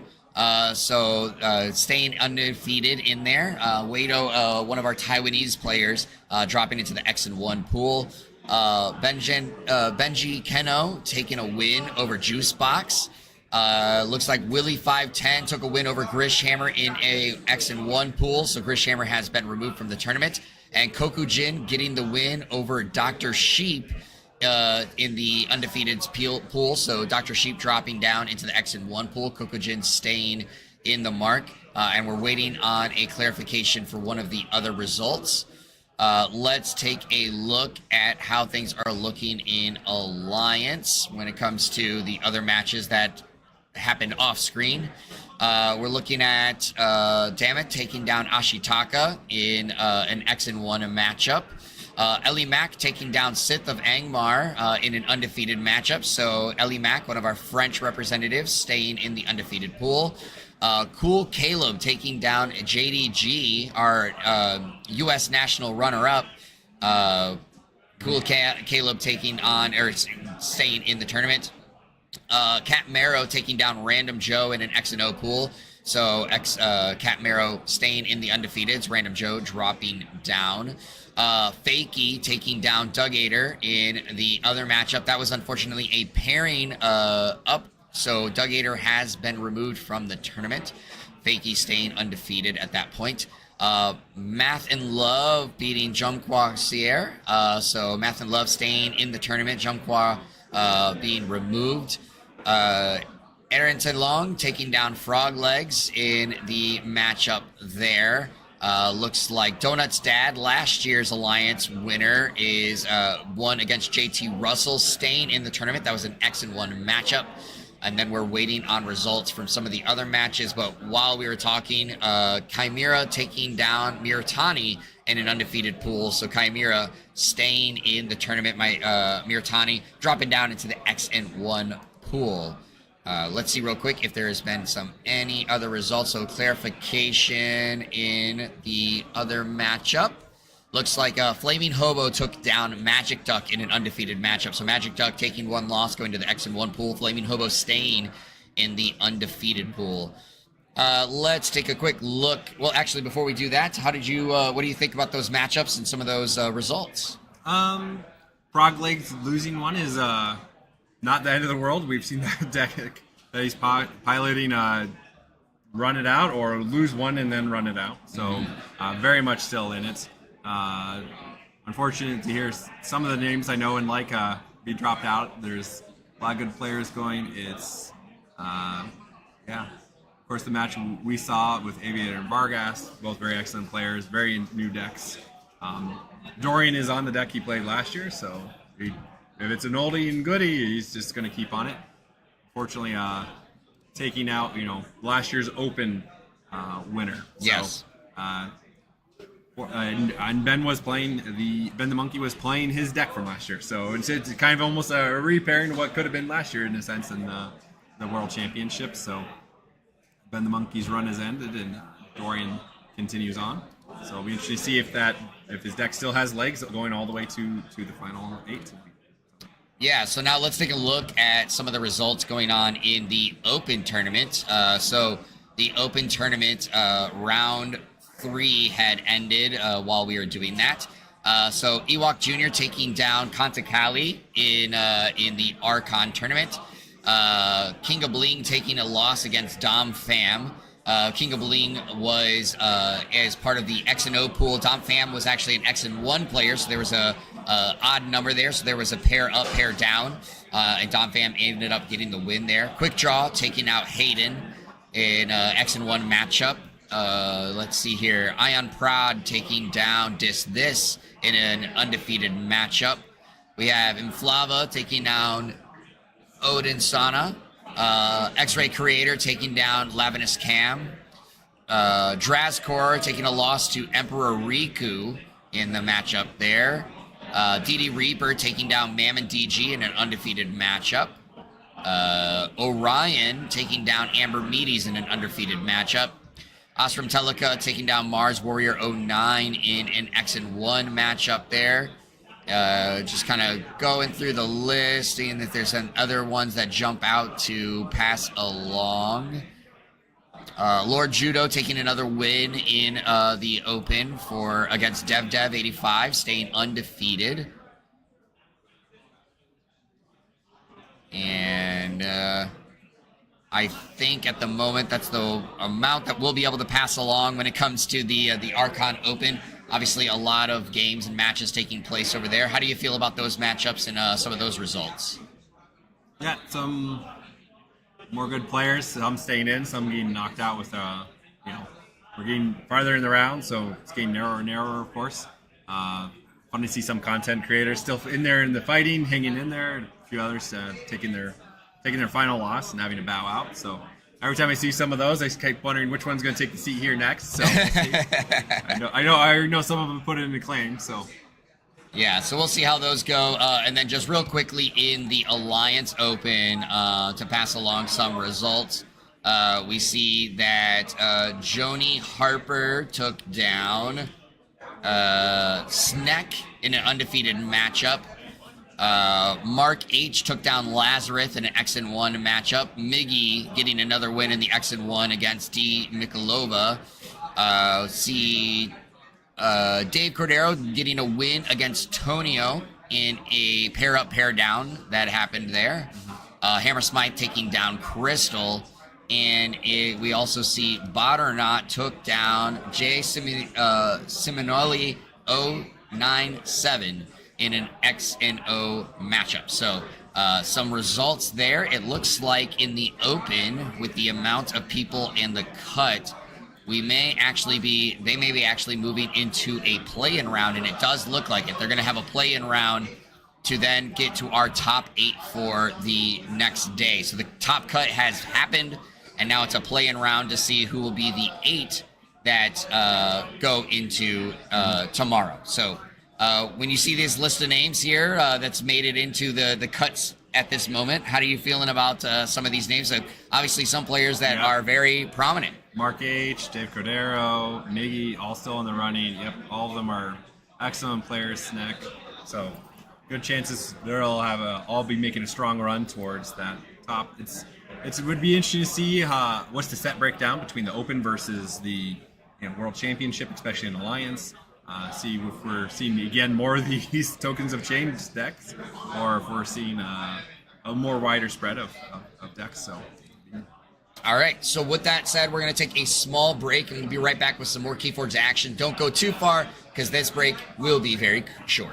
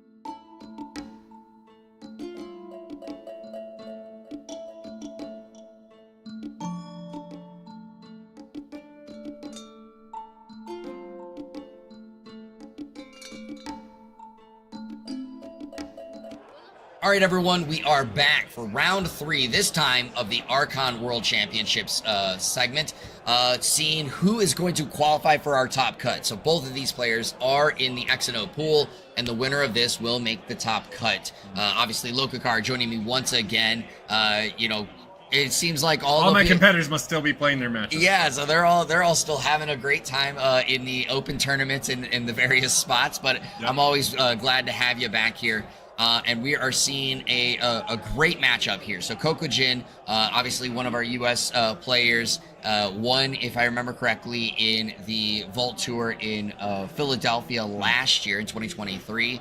And then Bamboo, one of our Vietnamese players, making the run through the last chance qualifier, getting to this spot, and obviously having a great run yes. For us. So, Gren, I've been saying it all weekend long, but it is awesome to see the international presence really having their presence known in these tournaments. And obviously we have a chance to potentially see Bamboo go forward. And also we got to celebrate as a community her and her husband, Emperor Riku's upcoming wedding, yes. Type of thing. They wanted to share it with the community. So that was a really cool thing too. Yes, we had Formal Forge on Friday where everyone was invited to wear more formal attire because of that celebration and the vowels for them. It's also great to see that we have players coming, and I have met and talked to players who've come from obviously North America, including Canada, but we also have met some players from South America, Australia, Asia, Europe. We were just chatting right before we went live that there is a player group in South Africa who play. I'm like, well, we just need to expand to the Penguins and get those South Africans to come, and we'll have the full globe represented right here in KeyForge. So it is truly a world championship going on. So. Yeah, so looks like the match is getting underway, and looks like Bamboo went first, going with the Junk Restoration, and of course discarding the Invigorating Shower, the Well of Memory, and the Return to Rubble. And I think right now just trying to decide obviously how this is going to play out. So Vietnamese obviously being the first language, using the Master Vault app to do language translation, playing for our benefit, not English of course on the original deck, but it's trying to make sure we understand everything going on and what's being played and going. Both very similar sort of grim reminders. Sky Thatcher of course previously been seen on stream and going toe-to-toe with the likes of Bandola and doing very, very well, very, very close matches in that matchup previously. Yeah, and it very much helps, as you kind of said, that we're seeing a Grim Reminders matchup here because, of course, very easy to help with recognizing some of the cards as we've been seeing it all season long. And, of course, Kokujin going right into an Equidon pod. Playing Azure Tooth and then immediately killing it for Generous Offer.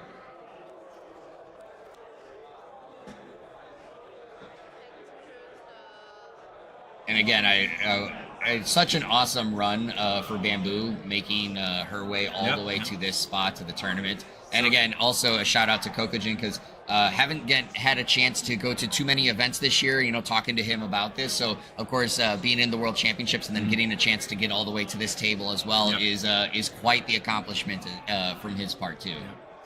So, Bamboo there, scrapping Jervy to get from the discard, grabbing back that Well of Memory, for archiving away for later and just playing cards for value and resolving everything, working on getting into the haunted state and then drawing up cards and just confirming her if their opponent saw her hand there, it's confirming how many cards she would be drawing her hand. Yeah, and of course, no one wants to overdraw in these sorts of moments and end up suffering the penalty for that. So. Yeah, and you saw, of course, the Circle of Life being played there at the end.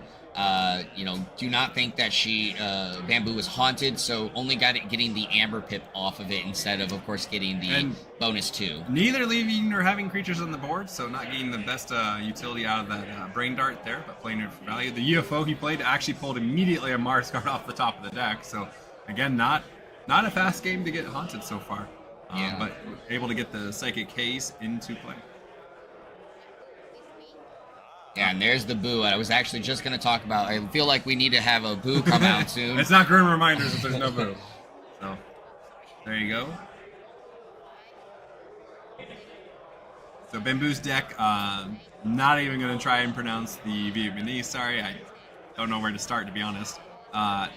doesn't have key abduction in the Mars pod, but does have just a lot of straight good Mars creatures and effects. Scoop Up, Mars First, Dr. Zissofrix, Brain Dart, War of the Worlds, Crop Circles, Target to recall different parts. Does have Ectocharge for a key cheat, but a little premature for that one to go off. Of course, with their current version of it, you need to have 6 amber in your pool before even really it's necessary to count the cards in your discard.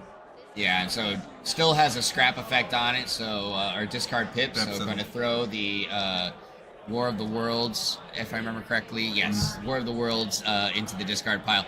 Always, of course, again, recognizing the art, but trying to remember the name in a foreign language deck is going to be a little bit difficult, but, you know, Bamboo's just trying to test my Grim Reminders memory. I know you guys at home have always loved hearing my Grim Reminders knowledge. It's really getting put to the test here, and so far I'm passing. Yep. Gokujin able to play Open the Seal right before playing Thing from the Deep. So that does have the play restriction that Open the Seal has to be in play in order for it to be played. It does have After Fight Steal too. Pretty sure it's Steal too.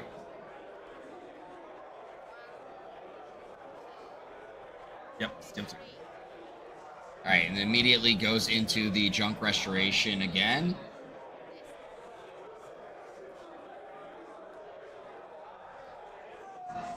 And grabbed. Which card did she grab there?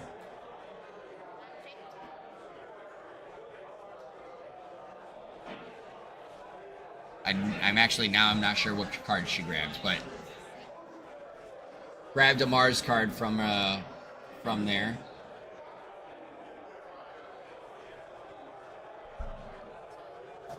Chat pointing out that Bamboo's deck tries to loop Well of Memory. So Well of Memory is play, purge any number of cards from your hand. For each card purged this way, return a card from your discard pile to your hand, and then action destroy Well of Memory.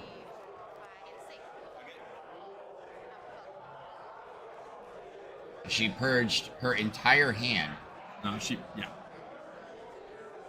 And just going straight for the Geistoid cards.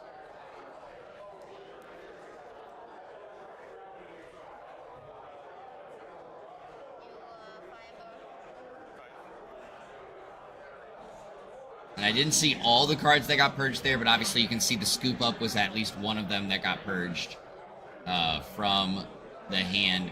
Chad, if you saw what some of the other cards that got purged in there, feel free to list them in there so we're able to stay on top of course, what cards are currently available to Bamboo. All right, so it looks like it was 4 cards or 5 cards. Good opportunity then to fish a bunch of Geistoids. So trying to make a decision about what 5th Geistoid card she wants to return to hand.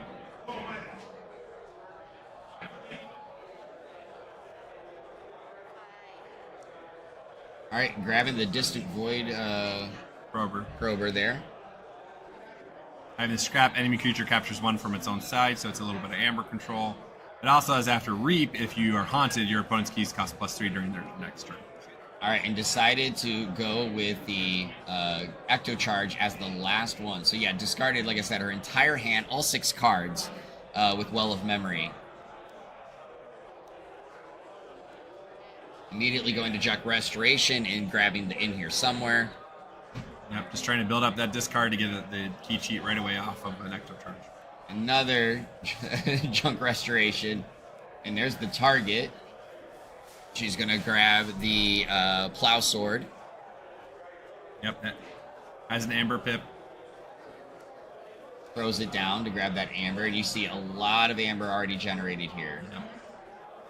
Geistoid, of course, not very good. Need a lot of Amber Pips to keep it good. So. And then Energy Vampirism being played right after that.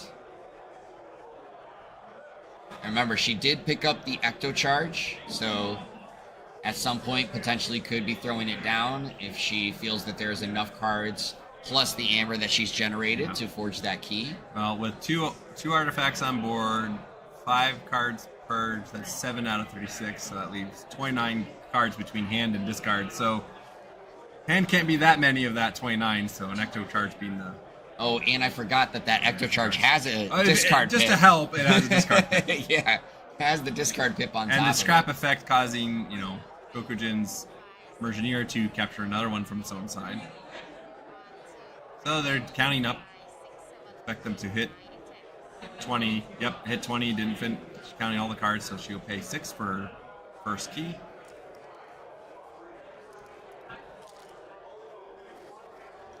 And it does purge itself after forging. And Kokujin reminding Bamboo that you need to flip that key. There we go. And you see the keys that were made for the Vietnam Vault Tour on display here, even in their package sealing. So Bamboo is a family member of Emperor Riku, who helped with organizing the KeyForge Vietnam Vault Tour.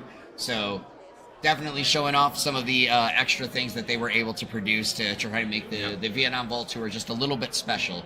Yep. And taking advantage of Return to Rubble to destroy Kokujin's board, and with that Amber captured from its own side, and more Geistoid cards, of course, getting all the way up to check for the second. Going immediately into the in here somewhere, grabbing that Return to Rubble and the Boo.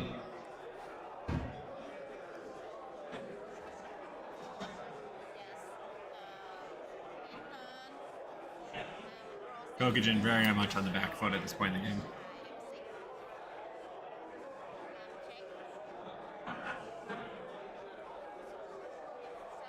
All right, and then you see Bamboo there, just trying to make it clear how much Amber she currently has on the field. So currently at 7.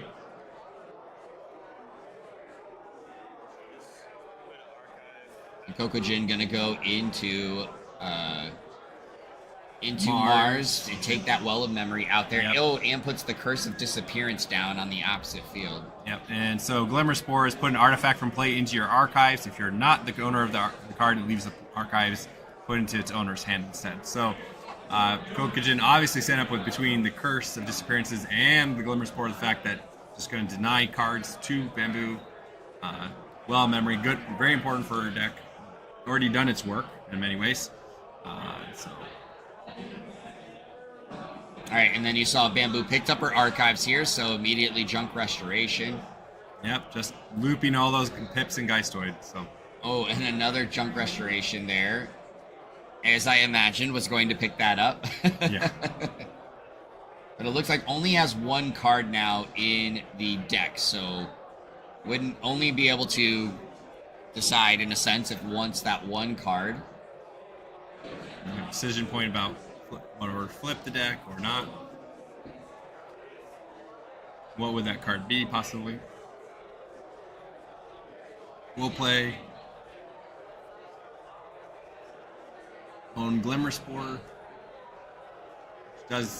She does have the option of not drawing it, so it's not to draw it. All right, so the Energy Vampirism immediately being used.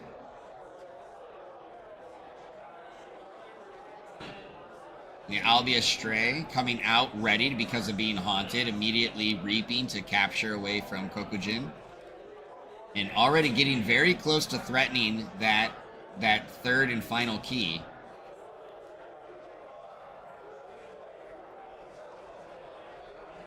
So using the Plow Sword is action, put a creature in a discard pile on the bottom of the owner's deck. If you do, deal 3 damage to a creature.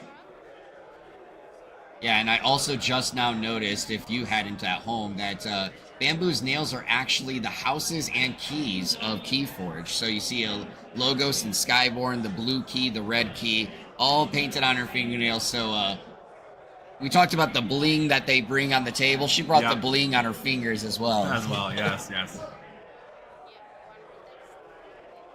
All right, and decides to put the thing from the deep underneath.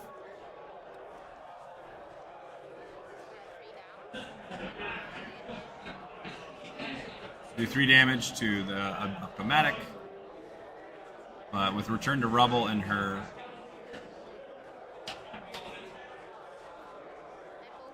And I don't expect to stay on the board very long.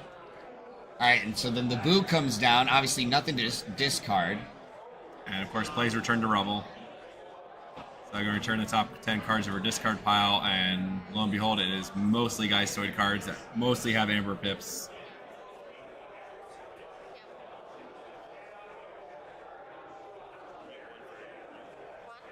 And then he's clarifying, of course, because she was gain one. Yep. Yep.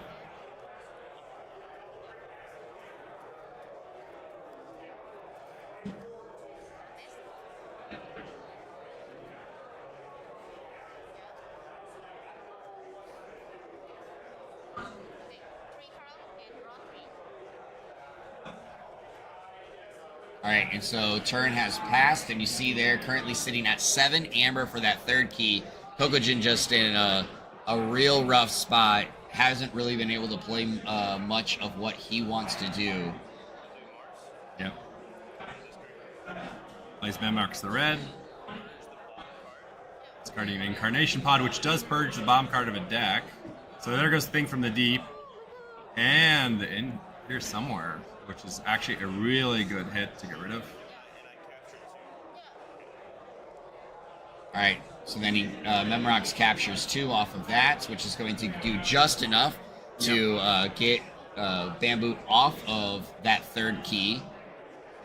Memrox also has an added benefit for him. Your opponent's cards cannot leave your archives.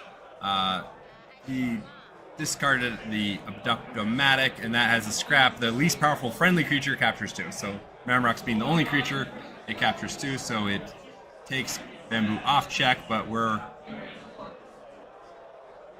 No, she probably drew into most of that Geistoid again, and played, but apparently was enough Mars in there to go, so it's going target. We'll fetch a card from her discard to archive it.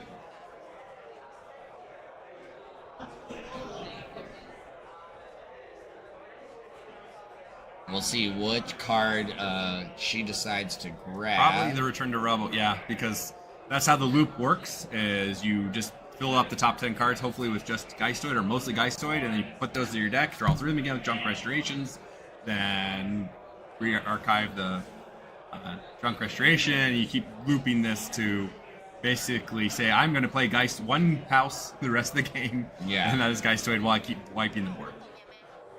It uses crop circles. So getting back to 6 amber off of that. Yep, amber pip. Trying to decide if playing more cards or drawing, how many she's drawing, because of course Bamboo at this point does not want to flip her deck. Yeah. There was a comment from someone else talking about one of their matches earlier in in the season, and their opponent had precisely got themselves to 0 and was keeping themselves haunted that way, and their opponent was like, Belligerent Guard, you draw a card, and the opponent was very disappointed because now they had no cards in deck and had to shuffle up and draw, and suddenly went unhaunted, and all their fun effects from Grim and Reiner's course require you to be haunted. So yeah, so as you saw there, play just enough cards. There's 1 card left in deck. Yep. So guaranteed to have mostly Geistoid left. So uses permanent record. Kokujin's turn uses permanent record to steal 2. It's exhaust a friendly creature, and if you do, steal 2. Mid-year festivities, which is choose 9 creatures, move all amber on the chosen creatures to their controller's pools, destroy the chosen creature. So all the amber that he both captured and had been captured from himself because of her cards got moved back to his pool. So Return to Rubble is not so threatening at the moment with no creatures for her cards to put amber on. So Kokujin finally enough amber for his first key. Yeah, finally doing enough. And that's sometimes one of the beauties of KeyForge is you kind of fend off long enough, and then you might finally start getting your engine going. So maybe Kokujin might have finally found some footing that could start to move some things in his way. And his deck does have a lot of tools which can keep him in the running, even how dire it might get. So.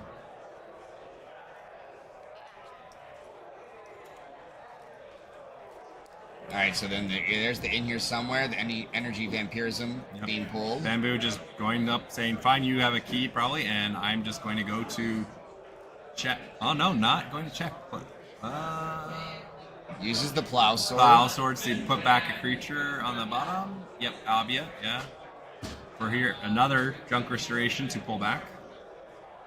Would be the play I'm expecting. Of course, that would come into play ready. And she needs to play a bit Energy Vampirism. beforehand. 'Cause I think it is... Yeah, a creature. So if Albia Stray was the only creature on the board, it would capture from herself. So needs to make sure she gets the ordering right so it doesn't harm herself.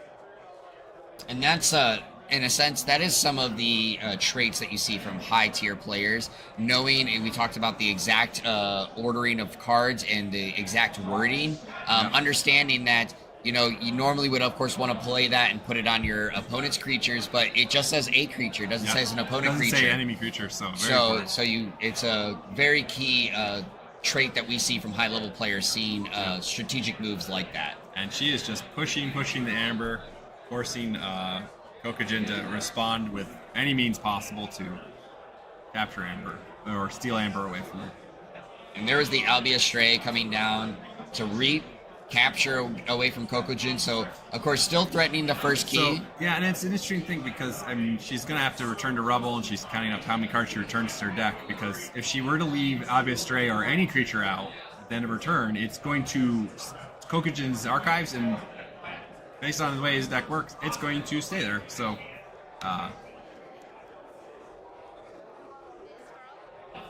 and I think that's why the Snippy is coming down to potentially be prepared to... Yeah, because Snippy says play, do 2 damage to a creature, so she's forced to pick one of her 2 creatures. But if it was discard or scrapped it, it would have been destroyed enemy flank creature. So and there's the return to Rumble.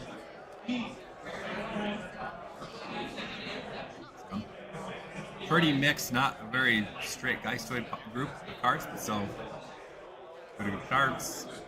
Or she's offering her Kokujin the opportunity to review all the cards that are getting shuffled in.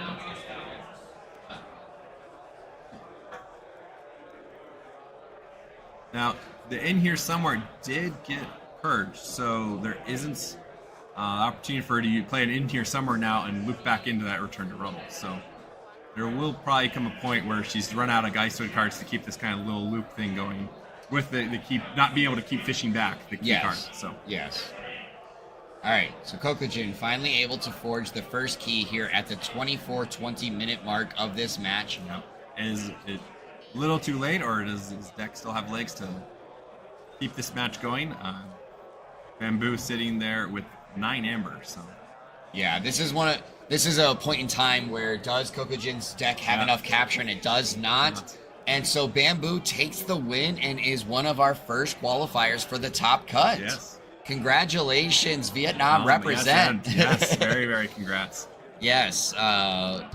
Lokakar, what did you feel about that matchup? Because that was actually a very, very well played sequence of events from Bamboo this entire Bamboo game. getting the cards she needed early, getting the well, and being able to take maximum advantage of it, and then being able to play that Geistoid loop to really sit in Geistoid and just, if nothing else, just gain mass amounts of Amber off of just playing those cards and be able to loop back through and get the Amber and keep playing through it. Kokujin just not able to get an early lead or get rid of the key pieces earlier on by any means, or even just burst up far enough ahead. She has to play on the back foot.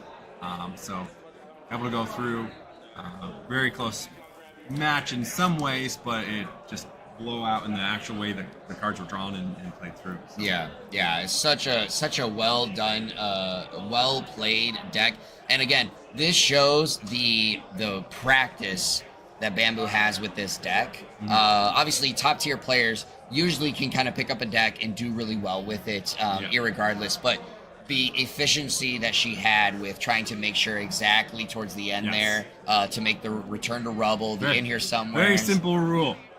Once you've basically got to the end of your deck, do not draw to flip your deck. That's a very simple rule, but it takes constant reminding yourself, constant counting as she saw to make sure, and also seeing what cards she's going to put back on, right? Because the Return to Rubble is the top 10 cards, so depending on when she plays it during the turn, determines which cards are getting there.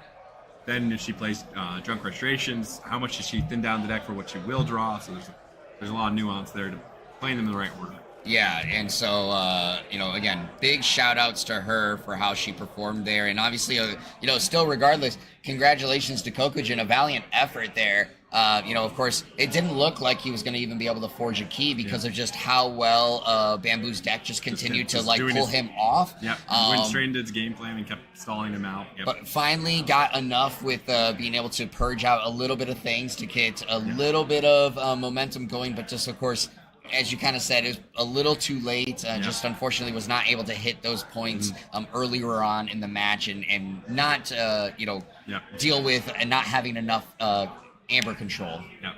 Not enough scaling amber control, not enough ways to unhaunt or put too much cards back into her deck or selectively get cards out of her discard. So it would take a lot of tools to deal with that, or just flat out disrupt what her play was. Control the weaks, or other cards could have really messed with the play. It's like, well, I know you've got 6 Geistoid cards in hand, so control the weak and Untamed and sit for a turn while I keep trying to play and do these sorts of things. So a Thrall deck would also disrupt that deck quite a bit, right? She could have started her turn with 2 cards in hand and not really be able to play much and have 3 cards left in the draw pile, where she was expecting to play Return to Rubble from the archive and do all these things to keep herself going and could get pushed into a corner again. So it'll be very interesting to see how that deck fares up against the earlier deck we saw. If they do eventually meet, would have to be tomorrow, because of course she's done for the day. So congrats to her. So we're getting some of those reports coming in right now. So let's take a look and see how those are going. We've seen a report of Anxious Pirate taking down Flaming Hobo in X and O matchup. So Anxious Pirate staying in the top field and Flaming Hobo dropping down to X and 1. Willie 510 getting the win over I Am the Wookiee. So Willie 510 staying in the tournament. I Am the Wookiee, unfortunately, has been eliminated from here. Easy Galena, just talking about that deck, got another victory over Benji Keno. So that is one that we are going to see as a result. And just reported Dr. Sheep knocking Sunday out of the tournament. So Pink Fraud is continuing to make its presence known. Yes. Pink Fraud showing that, in a sense, even with the newer sets, the newer power, that it still can do what it wants to do. Sunday's is playing a deck that opened yesterday, so Pink Fraud can still hang in there. So outside of that, we're still waiting on some of the other results. We'll pass those along as they come in. Let's take a look now in the Alliance tournament to see how things are going. Chimera took down Elimac in an X and O matchup, so Chimera staying on top. Cat Marrow taking down Aaron Talong in an X and O matchup. And we're also seeing Sith of Angmar taking a victory over Dome Boot Camp. So congratulations to them. Outside of that, we're still waiting on some of the matches to end and results to come through. So now let's take a look at the Archon Open, because again, the Alliance Open has wrapped up at this point. So let's look here. Dom Pham taking down Shaka in an X and 1 matchup. Lord Judo staying undefeated, taking down Fox Blaster. Unfathomable beating Barry 374. Ewok Jr. taking down Barsidius. It looks like Captain Crispy beating Ionic here. Liquid Squash taking down Flightless Pheasant in an X and 1 matchup. Fuchs taking down Logan's in an X1 matchup. Yo-Yo Milkworm taking down Iron Prod. Emperor Riku, obviously we saw Bamboo just take a victory. Emperor Riku staying undefeated there, beating Orion in an X and O matchup. Jim Forgery taking down Amber Meaties. Amber Meaties, unfortunately, has been eliminated from the Open Tournament. Ostrom Teleka taking down King of Bling. So King of Bling has been eliminated from the tournament. DD Reaper taking down Frenzy AJ in a match pair up, pair down. So Frenzy AJ, unfortunately, has been eliminated. M. Flava taking down Fosmanot in an X and 1 matchup. Quick Draw taking down Mozzie in an X and 1 matchup. Jace 2224 taking down X-Ray Creator in an X and 1 matchup. So X-Ray Creator has been eliminated. This has taken down B-Hawk. So B-Hawk has been eliminated. And now we're waiting on a few more results. It looks like one just came in as we were talking. Trying to see where that one may have jumped to. So Dev took down Mammon DG in one of those matchups, and it looks like one of the other ones that just came through was Tired Guy taking down Fire Spray. And we're waiting on one more result before round 4 of the Open tournament has ended. And Draskor took on the hardest opponent of all, the bye. He did. The BYE did not show up for his matchup, so... you should get some formal warnings about it. So, anyways, that's how the Open is looking. And let's see if they have decided how they want to handle the Sealed Open tournament. So I'm going to just take a quick look to see if we have anything to pass along with that one.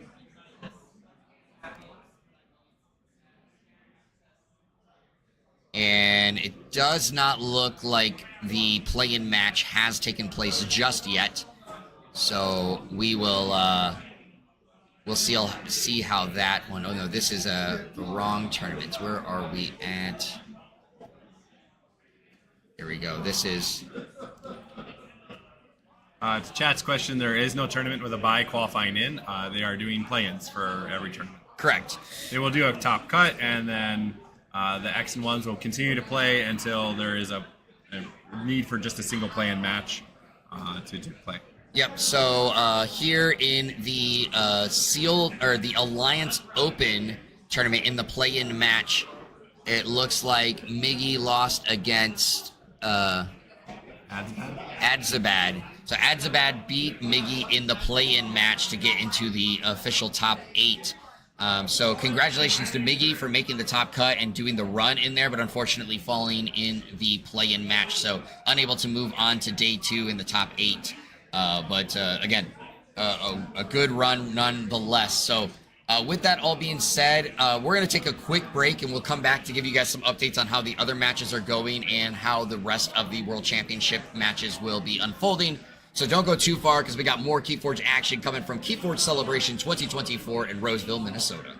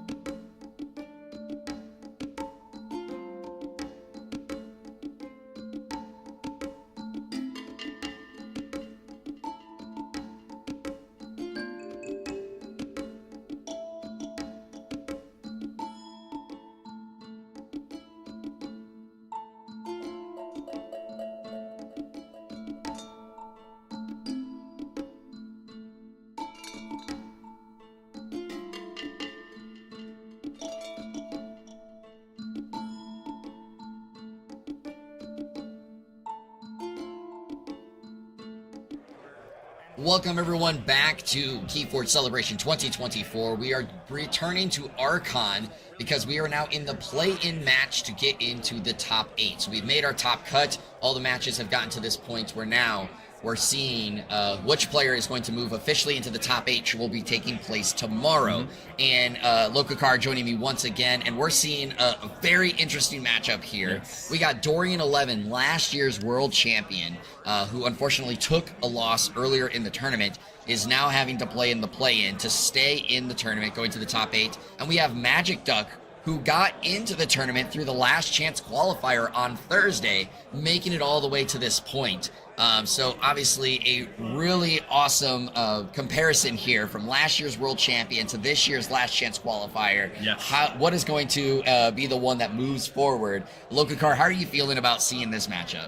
It's a great matchup to highlight the current state of the game and meta. You have the returning world champion deck in the hands of the world champion, Garrison. It's the Florence and Italy Vault Tour winners. It's the World Championship deck. Very familiar shadows from Coda, all the familiar logos from Coda and Dis, right? Very powerful deck. There's a reason it took down the world last year, and it's going up against Tokens of Change deck that in some ways feels like a Coda deck because the shadows has 4 routine jobs. Wow. So it's going to be doing a stealing. It's coming in with its token as Step Wolf, which is an untamed token. So 1 power, Step Wolf gains +1 power for each other friendly wolf creature in play. So counting all the other wolf tokens, you could have a board of big wolves. But and also their highlights is calling the Worlds Collide as a triple Edi to start archiving. Also has Titan Librarian to help it archive, Memory Chip to help it archive. All of that helping it into Archimedes as well there to help it archive. Probably going to try and key tax the opponent like crazy and drive up their key costs while using routine jobs and such to steal down.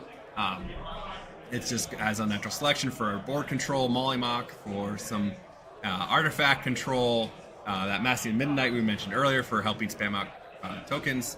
Key Frog, maybe with spamming out your tokens, you get enough to check and use unnatural selection to kill your Key Frog and Key Cheat in a turn. Nature's Call to bounce back possibly tokens you want to keep. Pester Grove to just, if it's, I'm interested to see if he'll actually play it or not. If he's more inclined to Reap, then Pester Grove probably won't be in play because, of course, Pester Grove's effective as an artifact is each creature enters play in Rage, which would make them have to fight from the start. So, first turn going there, creating a token, playing the Shadows creature. Slipshot, right? Or Yes, something? it was Slipshot. Yeah, Slipshot, but it's already gone thanks to Gonguzel and a Life Ward. So Garrison does have ways to just prevent you from playing creatures up. And there's Mollymawk immediately coming down and getting rid of that Life Ward. Life Ward, of course, won't stop you creating tokens, but it will stop you from playing creatures from hand. Playing the unnatural selection for the Amber. Looks like Dorian's going to have a turn with a lot of logos. Deciding to returns his Mollymawk and token to hand and does not replay. I guess feeling very necessarily confident, but not wanting to leave any creatures on the board for Dorian to take advantage of. So soft landing allowed Mother to come in and play ready. So of course also letting draw up to hand of 7. You can see a bunch of shadows there in hand. Yep. Bat Drone, of course, has the after fight, steal 1, skirmish. Magic Duck saying, oh, I needed to draw up, so. Yeah, so making it very clear, I only had 5 cards in hand, should have drawn up at the end of my turn. So we're seeing this go forward, and obviously there's the Edi coming down. Archiving a card, and another Edi, archiving another card, and of course he'll draw up. Magic Duck will draw up to his hand of 6, and then because the Titan Librarian is not on a flank, we'll archive yet another. So, current key cost has been pushed to 10 for Dorian at the moment. Or no, not 10. 3 cards in archive times 2 eddies, it's 12. So, Wow. I imagine Dorian's going to avoid trying to pay so much. Pawn Sacrifice, giving up the Bat Drone for immediately killing both Edis. Pretty clear play. Nerve Blast, stealing 1 and doing damage to the Titan Librarian. Another, yet again, and destroying now the Titan Librarian. So Magic Duck put out a board, and immediately the board's gone, and Garrison here just off to the races, generating a mass amount of amber. Yeah, and then the clarifying there of all the amber that was pulled. And Ghostly Hand does have, if your opponent has exactly 1 amber, you steal it. So showing that stole 1 amber and gains 2 after play.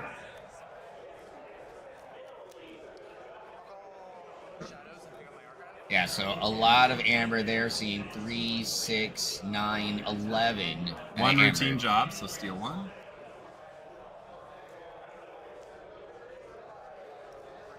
Second one steals 2.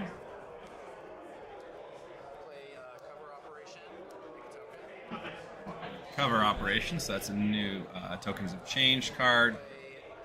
Make a token, then ready it. So that's a ready step wolf, but that is not a card that exactly helps do anything with it being ready. And then Big Sal, make 2 token creatures. So. And because of the amount of wolves on the field, they're getting beefier and beefier. Yep. So currently sitting with 3 power on each of them.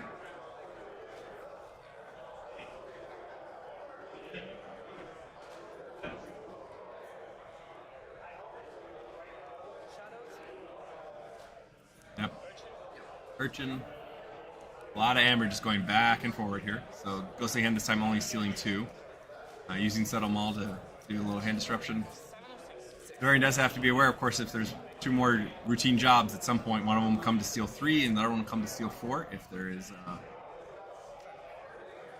the routine job staying in the pile. Another being from Coda, Garrison does not have a means to really interact with the discard pile in the way we're associated with Grim Reminders in newer sets.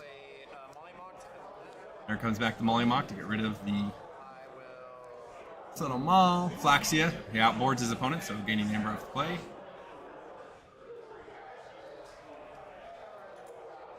Yeah, and I think as Chad is kind of pointing out, Dorian, I think, was supposed to forge a key and forgot to flip a key over. Yep. So board state is currently with 1 key.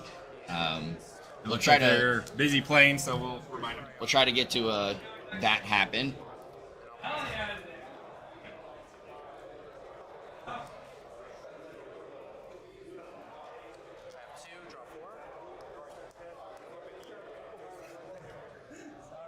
All right, and there we go, having the key forged.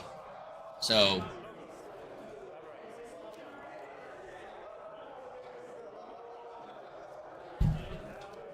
now the board state is all right in the world.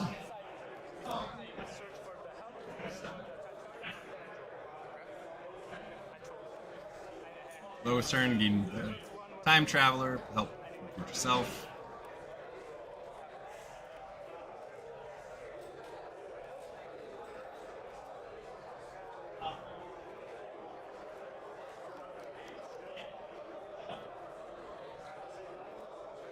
Alright, currently shuffling from the Help from Future Self. Which shovels your deck back into your discard back into your deck, so.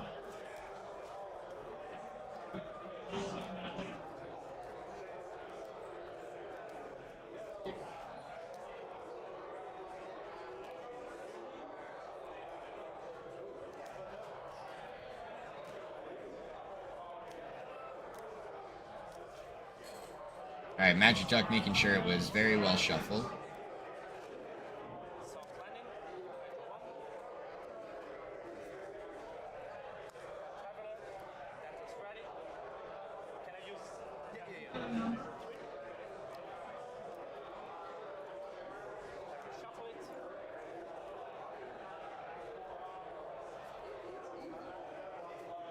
So you soft landing to play a ready Time Traveler, so he can immediately then take advantage of its ability and put it right back into the deck.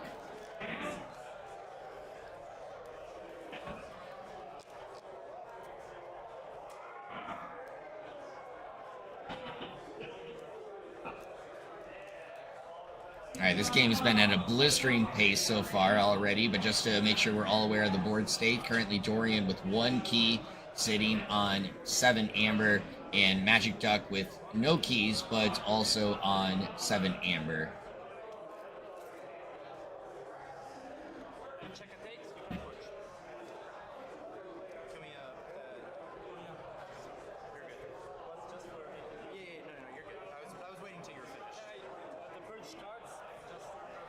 Trying to decide where to purge. Officially, or in the rules, it talks about, or game guide is, put the purge cards underneath your Archon card. Normally face up just so that everyone's clear of which cards are in the purge pile. All right. And there's that routine job, now hitting for 3. The more routine it gets, the more painful it is. So taking him off check. Playing old Bruno to capture 3.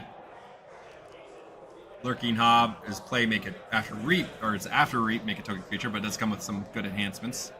Never unhappy to see an Amber enhancing card in your deck. And reaps. Or no, fights with Big Sal to get rid of the mother, finally getting that off the board. Dorian just going to turn to flush and wipes the board. Now, Titan Guardian is not on a flank, so that does mean that Magic Duck gets to draw 2 cards. Question is, what were the tokens? Didn't Mac the Knife, a couple other cards. I didn't see if that 4th routine job was in the... I did not see that. I saw the Pester Grove was one of those token creatures. Dorian taking chains, but willing to take it because of that very uncomfortable board state that was left. Plays Terror, but no benefits as Magic Duck has playing Amber. There's the Amber Meaties. Ooh, very fun Amber Meaties with the Amber Pip on it. Head Eye, Arcane card. So Dorian will be unable to forge. Practical methods there again, as we're make a token creature, destroy a friendly creature and an enemy creature. So, of course, with Amber Meaties there, it allows him to archive the card, and destroyed effect, so it should not get revealed and just go straight to the archive unknown. So now, Eye pushing the key cost up to 8. Last turn, Memory Chip is now online, which allows him every time he calls Logos to archive a card. Yeah, so definitely Magic Duck having a really good footing here and doing enough to Their song is going all gas, and and Magic Duck's doing a great job to controlling the tempo, making it not a runaway game. Yeah, and of course, again, like you said, getting the key cost up to 8. So Dorian was threatening that second key, is unable to forge it at the moment, and obviously giving Magic Duck more and more time to get to potentially getting what he needs to fire off. There we go. He's looking through and counting the cards. Magic Duck's deck is very thin, so he's looking to see. I counted 3 routine jobs.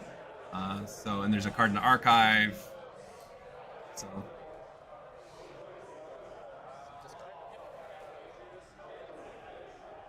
Archon card probably should go back to where it was as well.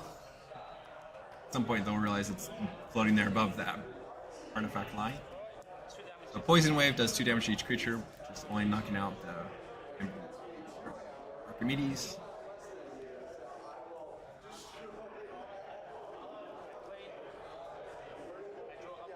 Magic Duck got a brief glimpse of that discard. If he was a lightning memory from Dorian accidentally pulling it when he was trying to play the Shadows card there, but now obviously it looks like turn had passed to Magic Duck, so he's got time to figure out what he wants to do. Sitting with the 5 Amber. With a 4th routine job, either in hand or archive or in draw pile, there can be a little bit. Oh, yep. See, taking back his Archon card. There is a little bit of. There he goes, 4 right there hitting. Yeah. Just making sure they're still in his discard, and that's what Dorian was trying to figure out if it's there or not. Obviously, Magic Duck, if it wasn't in his hand and wasn't in his archive, it would be a question of how much do I play to draw it without flipping the deck? Because he flips the deck, that routine job instead of hitting for 4 hits for. Yeah.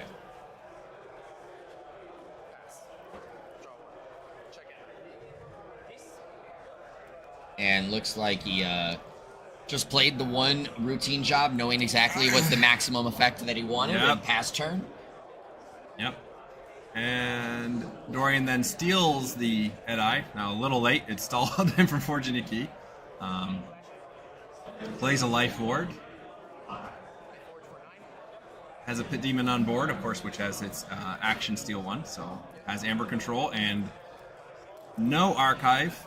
Garrison doesn't really have the means to archive creatures or anything, to be honest, so it's more of just denial for Magic Duck having that. Not able to get up to check, so Magic Duck has a little bit of breathing room here.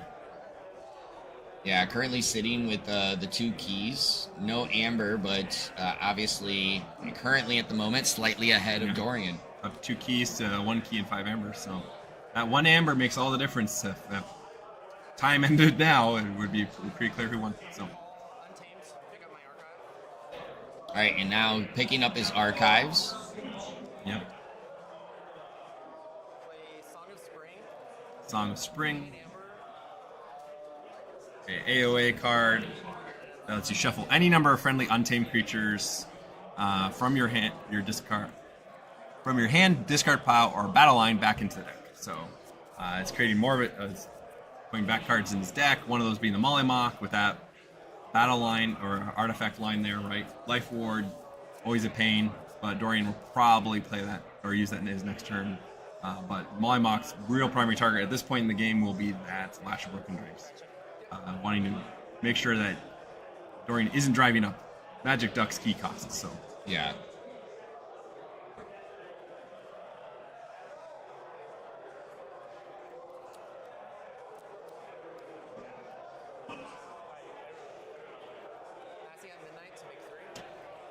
And creating 3 cards in deck to create 3 tokens and purging Massing at Midnight.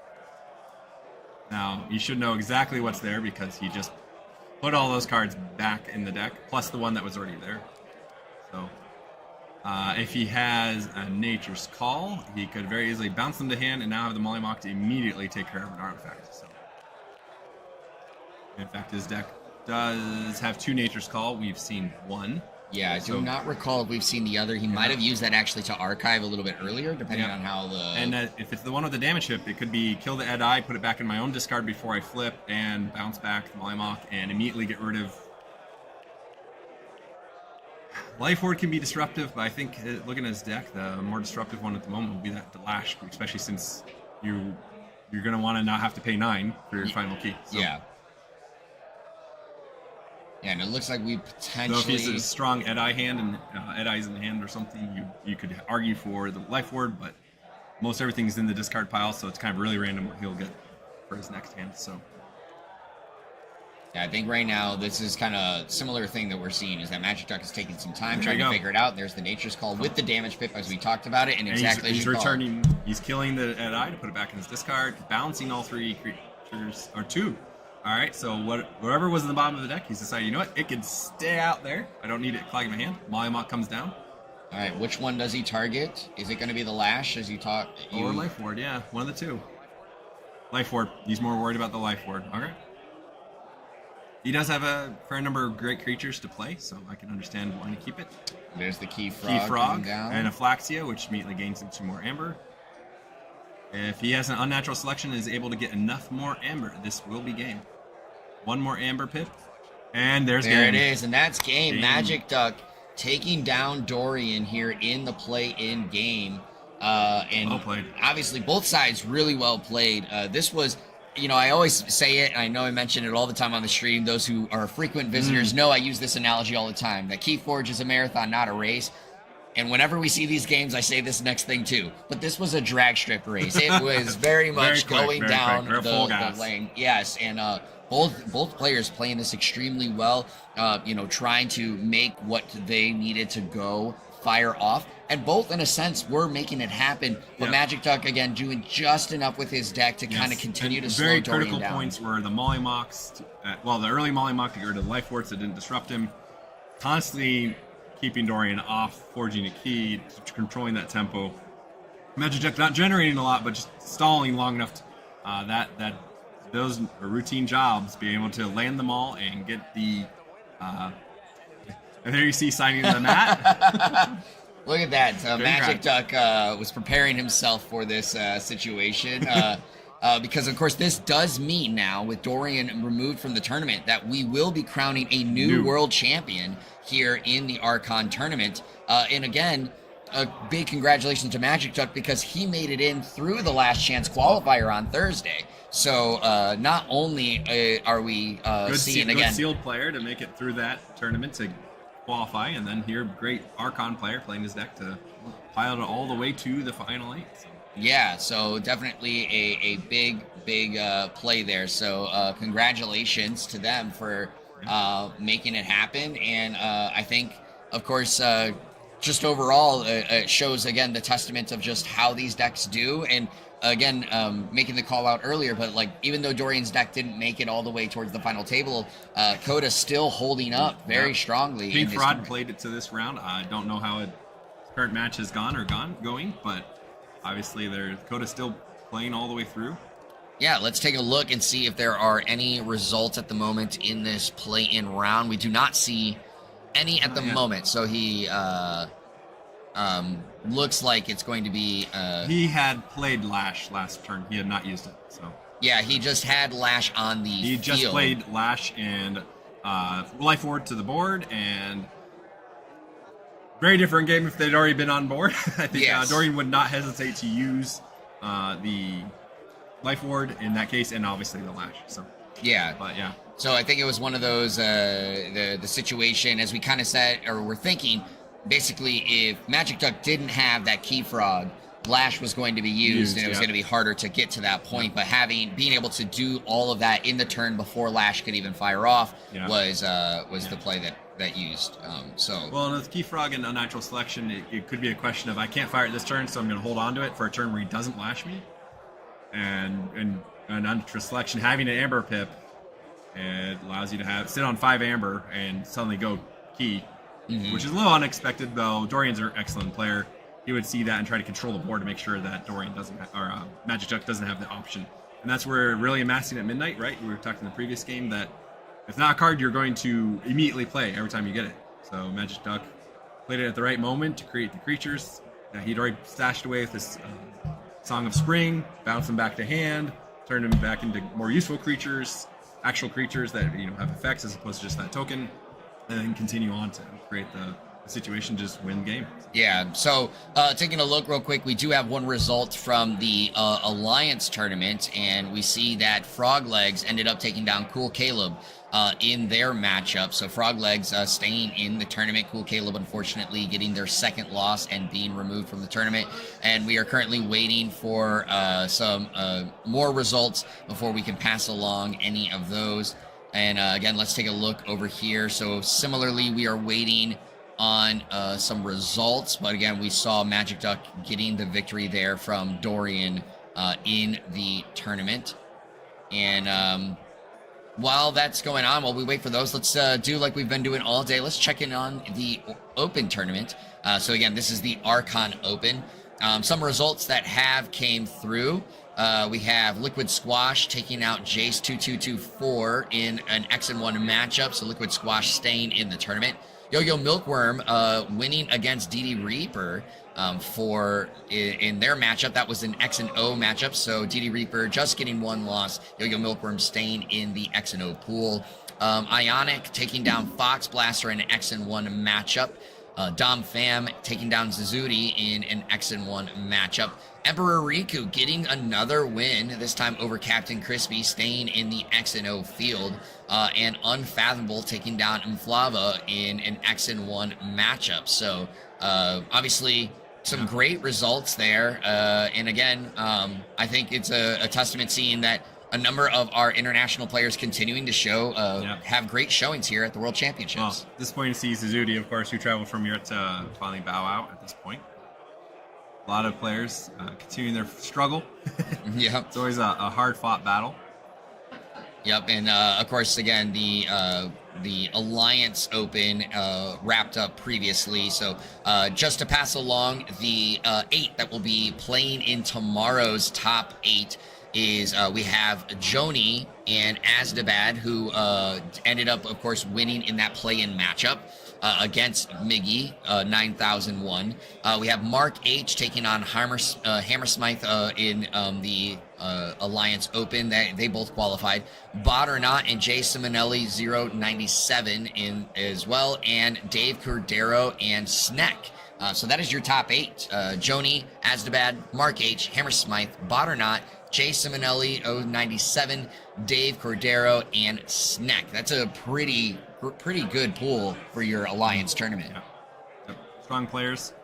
Excited to see who the new Alliance Open champion will be and earn their invite to come back next year to KeyForge Celebration 2025. Yeah. Or KFC 4, super crispy. I don't know. Yeah, we'll see what the community decides to call the next one. But we do have some more results from the Archon play-ins coming through. So we have Mike Fooney taking down Jalapenos in the matchup there. We had Willie 510 taking down Kokujin in their matchup, and we're still waiting on a result from Dr. Sheep and Benji Kino, if I remember correctly, is that we're waiting for that result to come through. So that match might still be going on. Let's do a quick double check to see if we have any other results from... We do. So we have Donkey Forge took down Sith of Angmar in the Alliance pairings there. So Sith of Angmar, unfortunately, getting their second loss and being eliminated from the tournament. So we'll see how it goes for the rest of those things. So what we're going to do while we wait for some of those results is we're going to kick it to a Be Right Back screen, get some more water, and I hope you guys are ready for some more KeyForge action coming up after this break.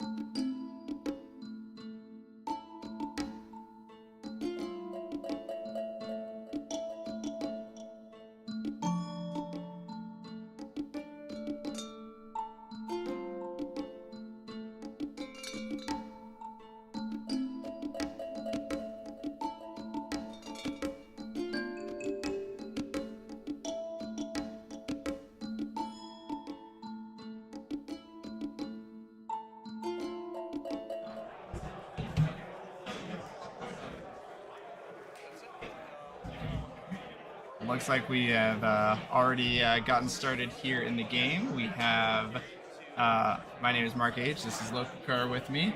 Today we have Frog Legs versus Donkey Forge for the Alliance play-in match. The winner of this match will go on to the Alliance World Champion Top Cut.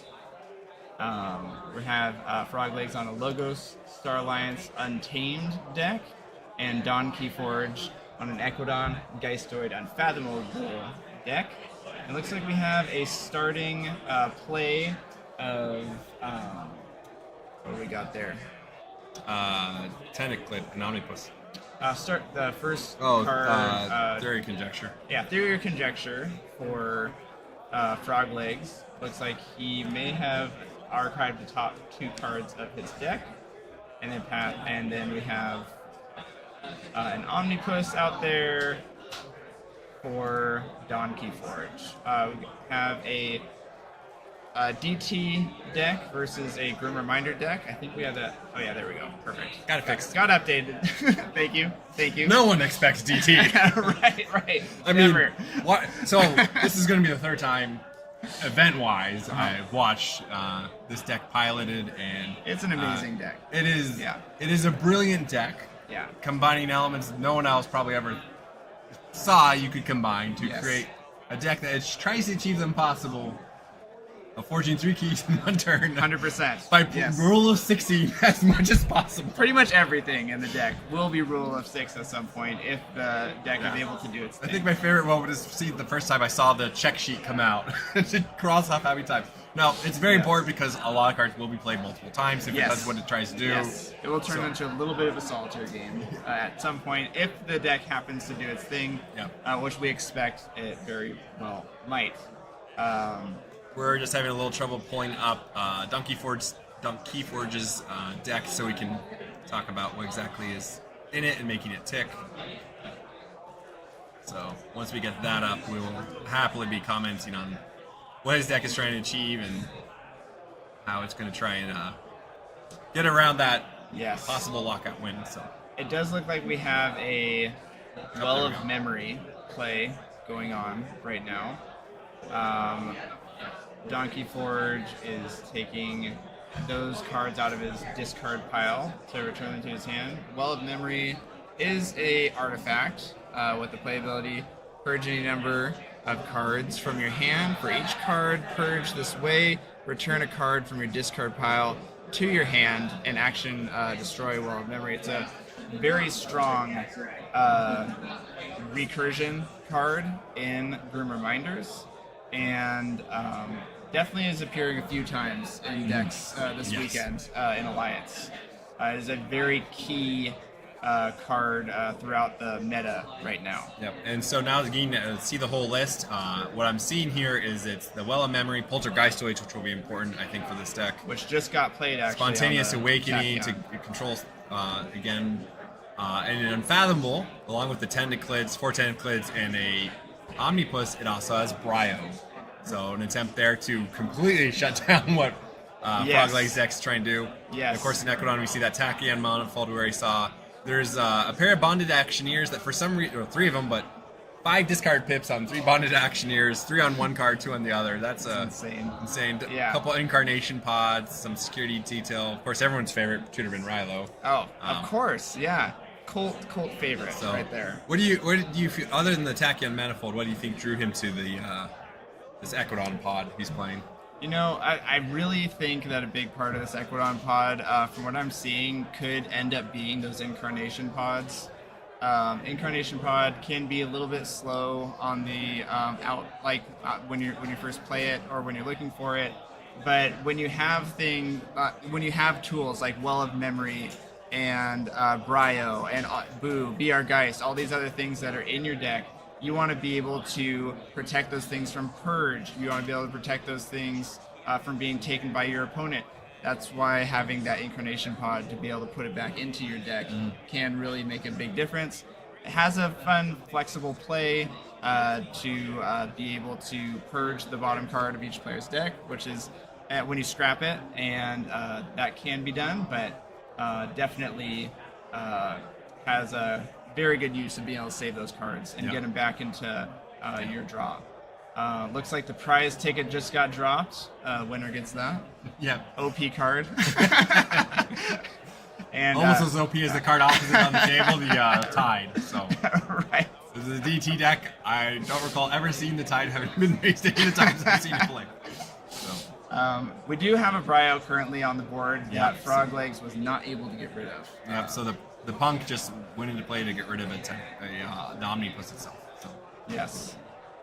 So that thing will live to see another day. We'll see how many creatures Don KeyForge can. Not enough creatures really on the board. I mean, Mushroom Man is big enough. We'll have to get rid of the Tentaclid first and then go into it. So So Don KeyForge is trying to create some time and space here using Tachyon Manifold immediately. Yep. So a little dangerous. I suppose in some ways possibly a little dangerous, but I think his knockout here might be very well to use Well in Memory to get back Poltergeist so he doesn't put down the Tachyon Manifold again and start another turn. And lo and behold, it's ready and you. Here we go. Get multiple turns. So going from a deck that plays Salter on its own turn to a deck that says, well, I'll take multiple turns, but you don't get any. So Right. We will see if this can be responded to at all. Frog Legs does have that enormous hand of cards after the Tachyon that's Manifold. actually very scary considering what his deck does, and it really does want to draw. Yes. Now there is Bryo, and I imagine Don KeyForge at worst would just flood the board with creatures to shut down the actions. But Now we know at this point that Frog Legs cannot go into his one turn kill turn with the Bryo out because the United Action has Alpha. The Bryo will turn that off, so he does need to take at least one more turn to get that started at this point. So it's still 2 keys, or 0 keys to 0 keys from what I'm seeing, right? I can't see the one's key. hidden, but neither forged keys. I'm not sure anyone's gotten Amber yet in this game. It's been a lot of posturing. Oh, okay. Sure. I see the Amber. It is hidden on top of the mat there above the discard pile. Yes. So it's 2 Ambered and 0 Same Ambered. color as the mat, but if you look closely, And it is there. there's the GG. And we have a concede at 0 keys to 0 keys. 0 keys is 2 Amber. So. 0 keys to 2 Ember. That has to be one of the craziest finishes 8 minutes into the match I've ever seen in an Alliance game. Well, that is the power of some of these decks that are trying to lock out, right? He can lock out his opponent and gets a very good draw, and Bryo being down, it completely shuts down what Frog Legs would attempt to do. So being able to loop and use the Poltergeistoids, Tachyon Manifold, and Well in Memory to just create this infinite loop of I'm going to, no matter how long it takes me to reap to win at this point, I will be able to reap to win before you can do anything in response. So it's insane. Absolutely insane. Goal Definitely see of, why this deck made it to this point. Yes. Well, and both decks are in the plan, so right, they both took a loss early. So obviously, can win very, very fast. Not exactly guaranteed to win every match. Wow. And it just goes to show you that these players have played this game so much that they can know, for the most part, if they will be able to finish a game, how the board state is affecting their deck, and what they will be able to do. Really, not a whole lot of action in that game. Very exciting match. Well, that's kind of the state of the Alliance, right? It's either early on it was a lot of like go fast, rush, keep cheat out wins, and it slowly now it feels like it's shifting to a very controlling either complete denial of your opponent being able to play cards via like a thrall discarding their hand every turn, or in a case like this where we're just skipping your turn entirely. You can have, if they play this out, Frog Legs would literally have his deck in hand. Correct. And Donkey, so of course, so we have two extremes. Not stop, but we do have two extremes there, where you have a full deck in your hand, or just not allowing your opponent to play anything at all, and that's what it really comes down to. So, not a whole lot more of analysis we can do on that. Yeah. But I'm glad everyone tuned in to watch this play-in match. The Alliance World Championship Finals will be tomorrow. I'm sure there will. I believe the time is posted online on the KeyForging website for when that's happening. Yeah, that they'll be doing the top cut or the top 8 plays. Yep.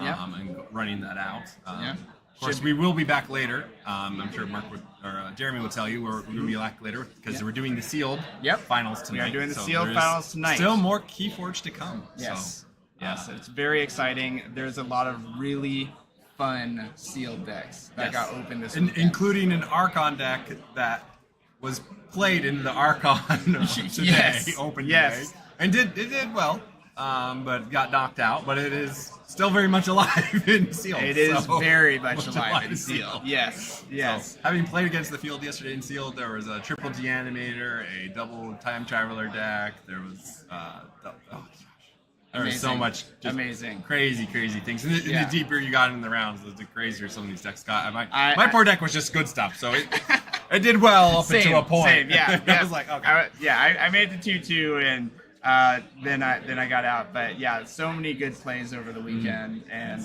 like definitely a really fun time. Enjoying KeyForge for sure. So yeah, with that we'll transition, and Jeremy might come back and announce who the top 8 are for the various like Archon World Championships. Yeah. So that's been decided. Sorry we couldn't stick around for longer. Yeah.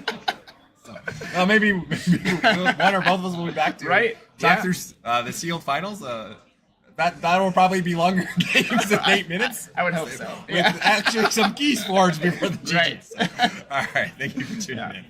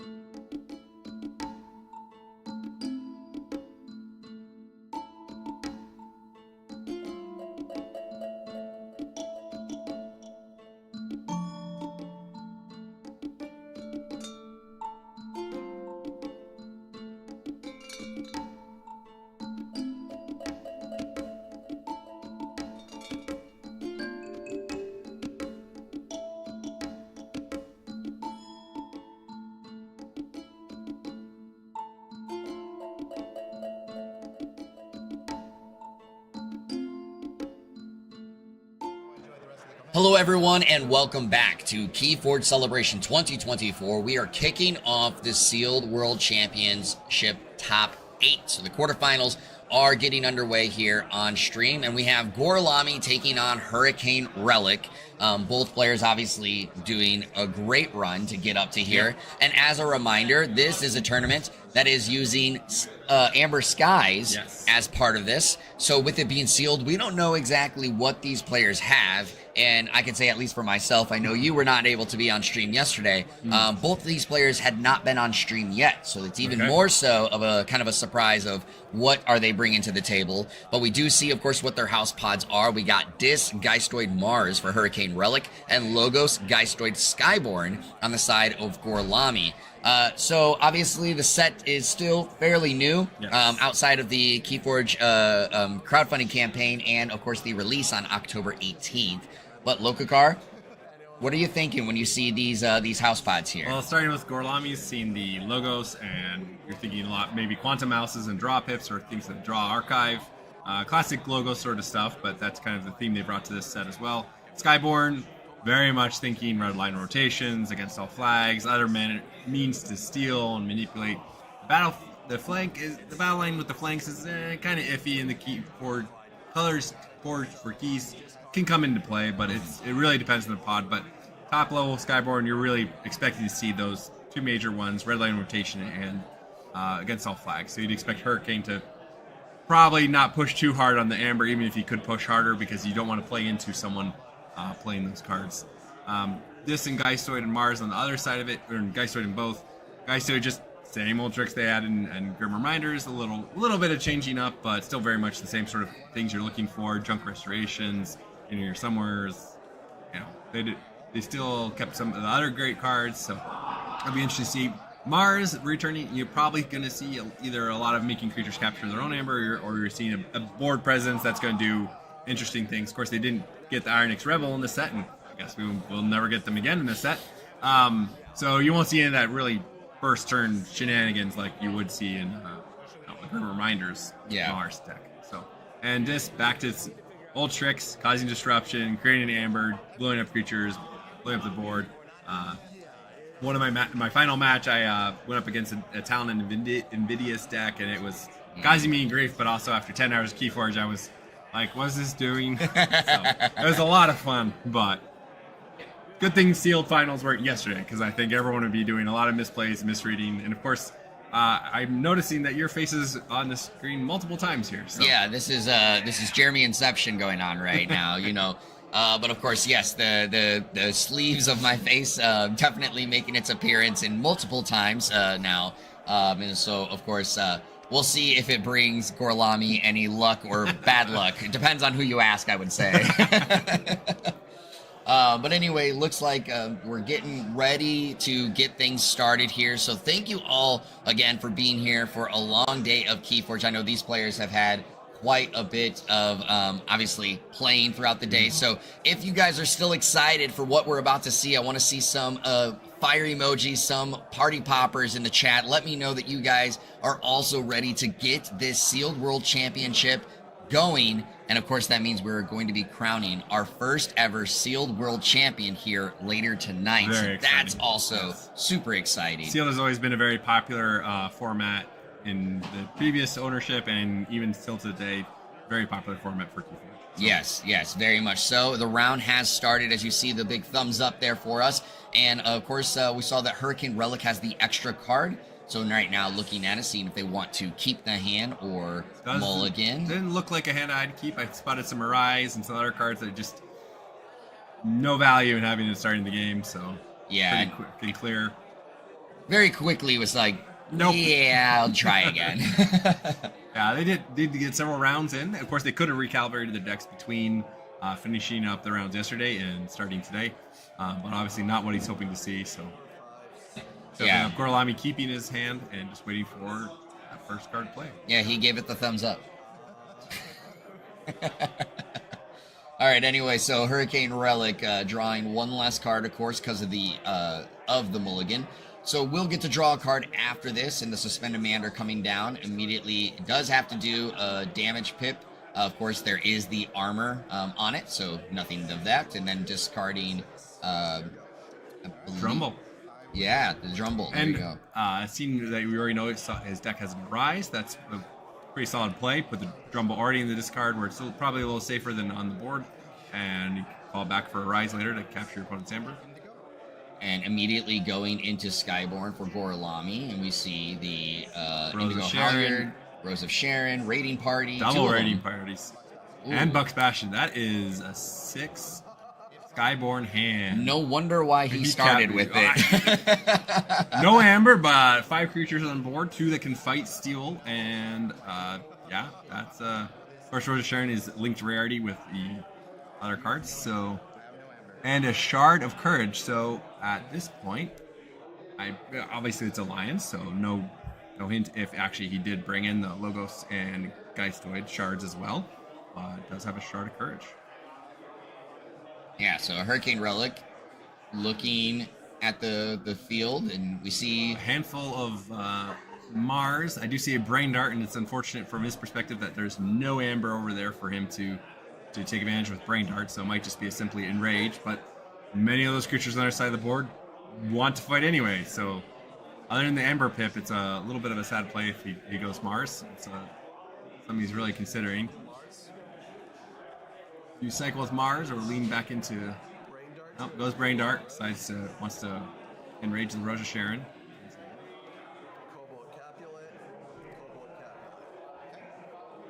Bringing down a couple more of his Mars. Now he does look like I have a Brobnar enhanced Mars creature, but unfortunately no Brobnar house otherwise.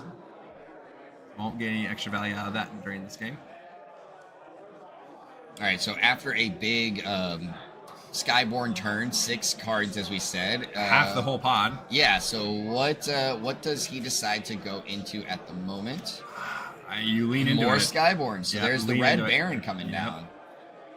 Of course, Red Baron becomes way more menacing once a red key is forged, especially if Gorlami forges his red key. So early leaning here between Indigo Halyard and Red Baron. I say most of the time you probably want to forge your red key first, unless Hurricane manages to forge one of his key colors first, and Gorlami picks that same color. So Raiding Party goes from Steel 1 to Steel 2. Yeah.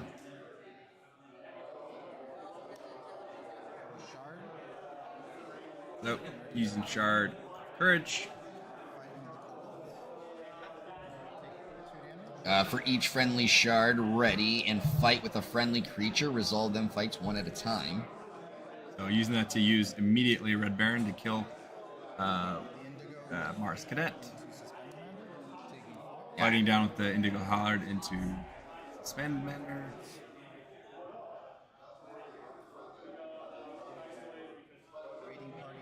Fighting with the Raiding Party as well. And stealing 1 Amber. It's on their side of the board. And of course, now that Enraged token on the Rose of Sharon has no effect because there's nothing to fight. So. Yep, and then of course reaping out, of course the team name that Gorlami plays for, going through from there, and now getting up to 4 Amber, and gonna pass turn, and looks like gonna draw 1.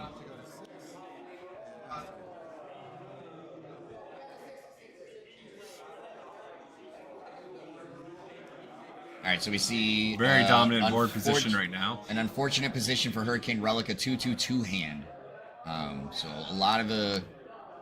No, that is a Mars card. It looks like it has a distant enhancement. So And that's what I was about to say. might actually Unless have- we see enhancements. now again, that doesn't necessarily mean that's the direction you want to go.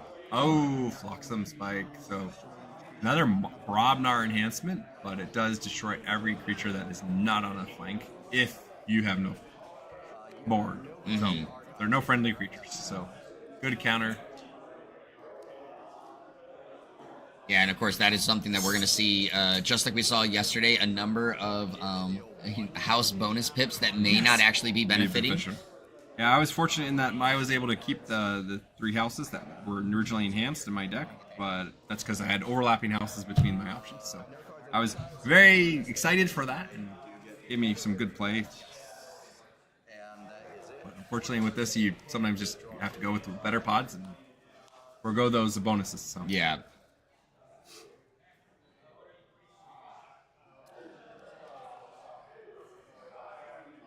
All right, so Gorlami takes turn now, and that Skyborn field dwindled a little bit, but immediately going into Skyborn again. So it is noteworthy that it is played now 8 Skyborn cards. So there is some value in just thinning out even more of the Skyborn, knowing there's not much left in your deck. Also, with the Shard and everything else, able to get up to Key. So both threatening Key and keep thinning out that Skyborn. Yeah, so seven Amber on the side of Gorlami. Right now, Hurricane Relic sitting with 2 Amber. But again, a very early game, just about to hit the 38-minute mark. So only 7 minutes passing in the round so far. Alliance could be done by now, but here we keep playing with the Steel Heart or Steel. This is the in a sense the beauty of Sealed, right? Because of course, with Alliance in a normal format, you can search your entire pile, your entire collection, and try to find the best pods that make your engine fire. With here, you gotta find the best pods to make your engine fire with the 3 decks that you're dealt. Yep. And Hurricane Relic going into a dis turn, dropping a bunch of dis down, and now turn passing over. Nefru, then Oma. And here is another thing that I keep talking about, the beauty of what was the strategy, and we talked about it earlier. The red key was forged first. Yeah. So we saw the Red Baron. So yeah, it exactly. was a pretty heavy lean. Red Skies, if he has it, is also a really effective card. So leaning into Skyborn, Reap Steel 1.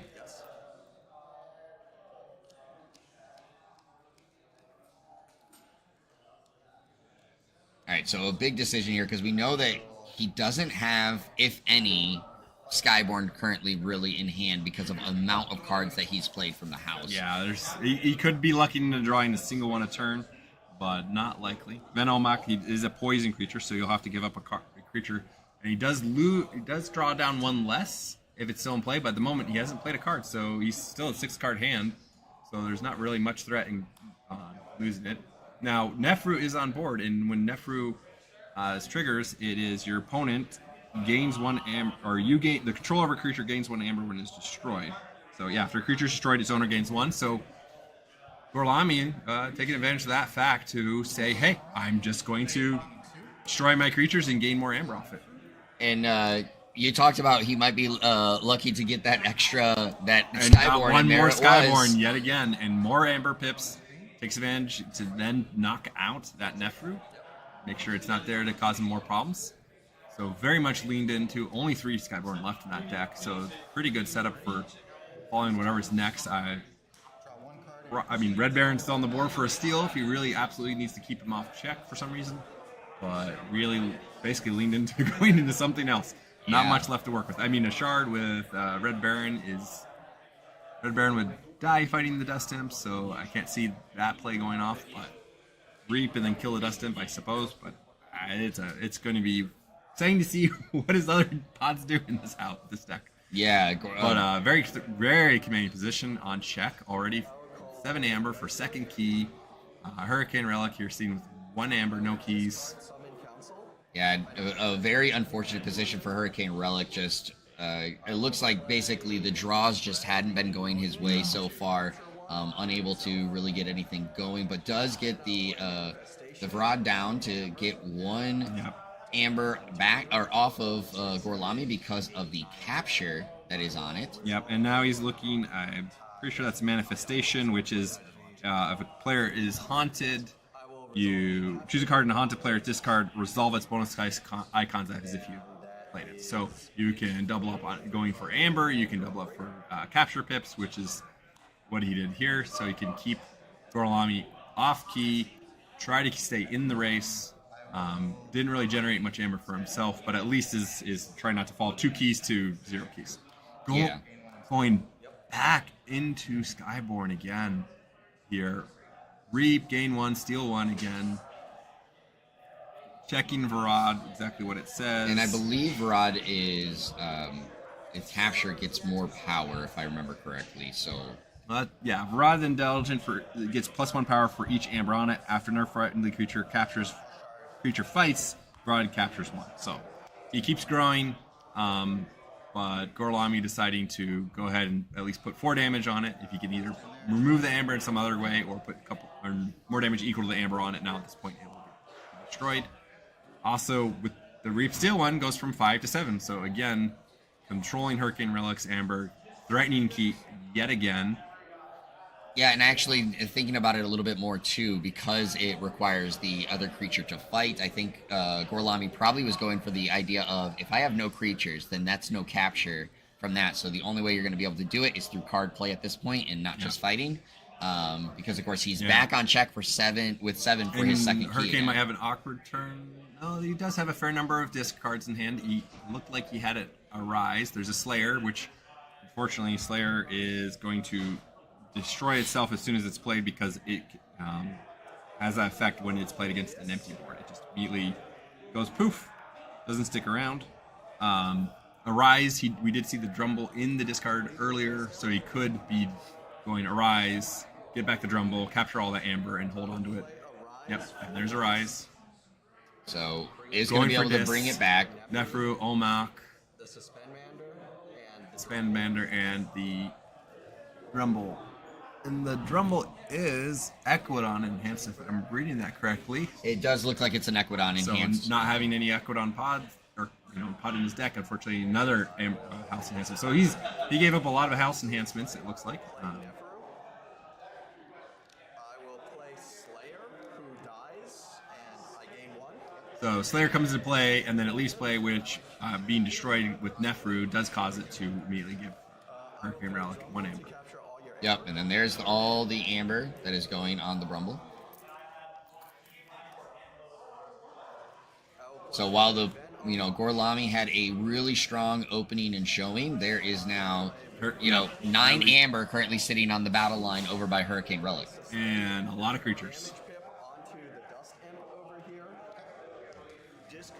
The Suspendmander doing damage to the Dust Imp, saying Prime to get destroyed and gain 2, and discarding Dice Toy. Yeah, so at this point in time, Gorlami's Gorlami's going to go into a different house for the first time, so we'll see what he goes into. I sure hope so. I don't recall a board clear in the Sky board. So up Daughter, all right. Another Daughter with a capture and a dis enhancement, so not going to get any value out of that in this game. That is. That's the arrow. Arcanometer, yeah, there you go. Asinometer, which it can be very taxing on your opponent. Empyrean Charge, right? So that would mean there's a Titan Sentry also in his deck. So captured 1. Now we'll draw up to 7 because then Olmec should reduce it from 8. What would be 8 to 7.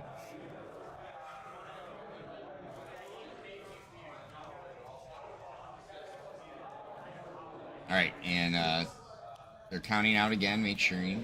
Yep, the 7. All right, so Hurricane Relic, very tempting just to reap there for 6 Amber.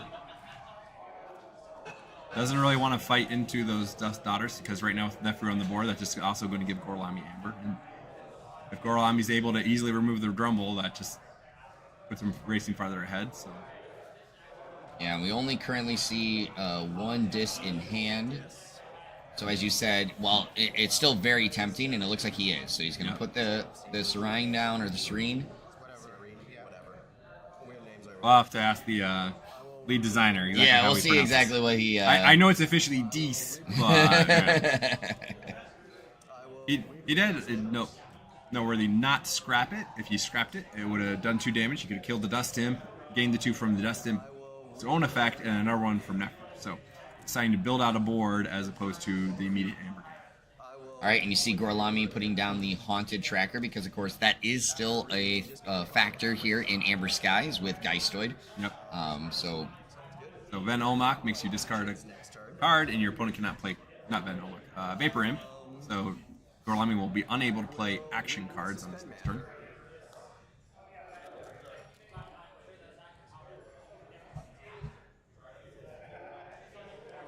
will pass check at 8. I have 3 cards in hand. I will So draw. at this point, fight reaping as opposed to fighting with the suspend commander, because otherwise, if you picked a creature card out of his hand or something, you could also then block actions from a house as well. So a little bit of a soft block going in that way. So we'll see where he leans into. Geistoid playing this other house. I'm not familiar with that card, but it's artifacts. Tribute collector collecting its tribute. Geistoid artifact. Yeah, I'm Oh, it's the shard. So he did pair up at least one other shard. It's Shard of Resurgence. Archive a card from your discard pile for each friendly shard. So now with 2 shards on the board, the effects will be doubled.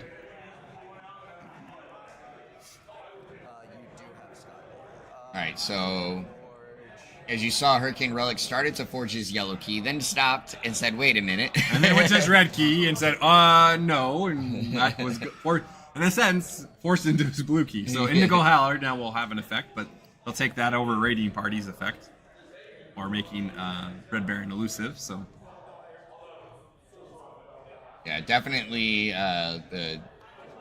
again, the thing that I'm really enjoying is seeing how the players have developed a strategy. Yep, the rise there really swinging the game back in favor of Hurricane Relic.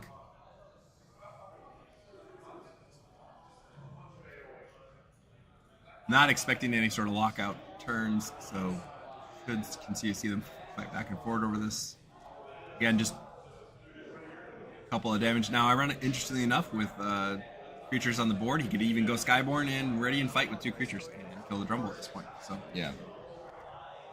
not probably a play we would see happen.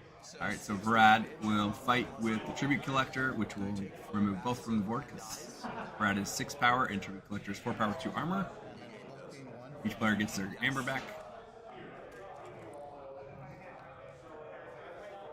It is interesting that Hurricane Relic opted not to reap and just keep pressing check by reaping with this large board. Yeah. Now, of course, Nefru's on the board, so each player gained an additional Amber because they each lost one. But he's not afraid of his opponents. All right, so the Veil of Ectoplasm being laid down there. Yep. Capture more off. Piling it all in the Drumble. Probably has some card to take advantage of Drumble. And yes, Crepuscular Rays, which moves all that Drumble amble to his. A very unfortunate move and situation there for Gorlami. Yeah, we've seen almost all of Gorlami's Skyborn pod, so if he has a red line rotation, this would be the time to take a turn and just play that alone.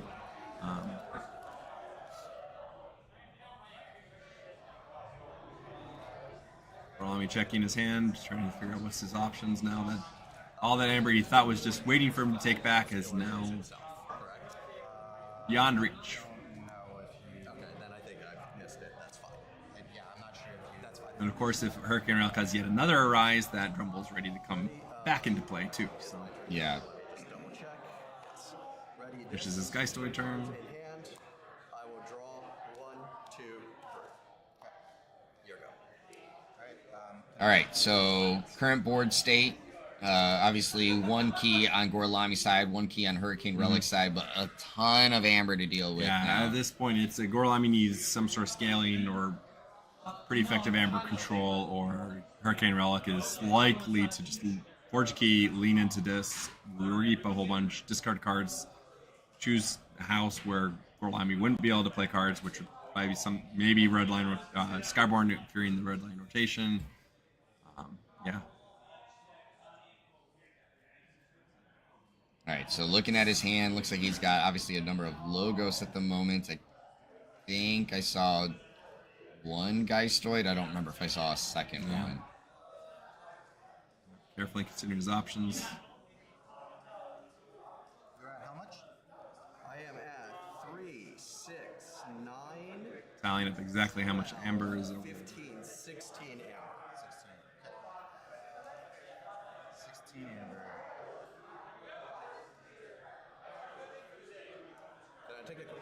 discard while you're deciding your turn. And Hurricane Relic taking a second to also look through Gorlami's discard pile to make Thank sure you he for knows. reminders. Make sure we all keep very much in mind what our opponent has in their discard.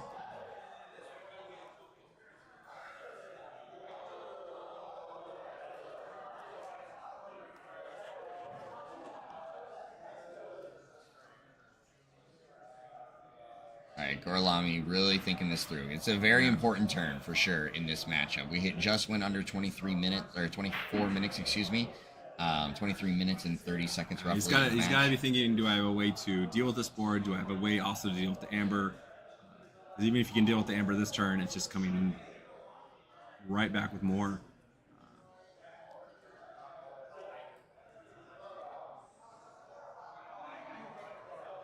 Reviewing how End Demander works. Because, of course, if Hurricane Relic goes disc next turn, he'll reap and choose a house, and Gorlami will be unable to play those actions.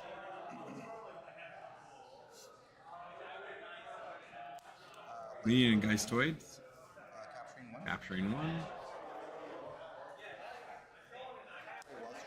And then there's the Wellstring. Played a Portal Guardian, taunt, destroyed, another friendly creature captures 2. All hands And on captured deck one of coming them. down.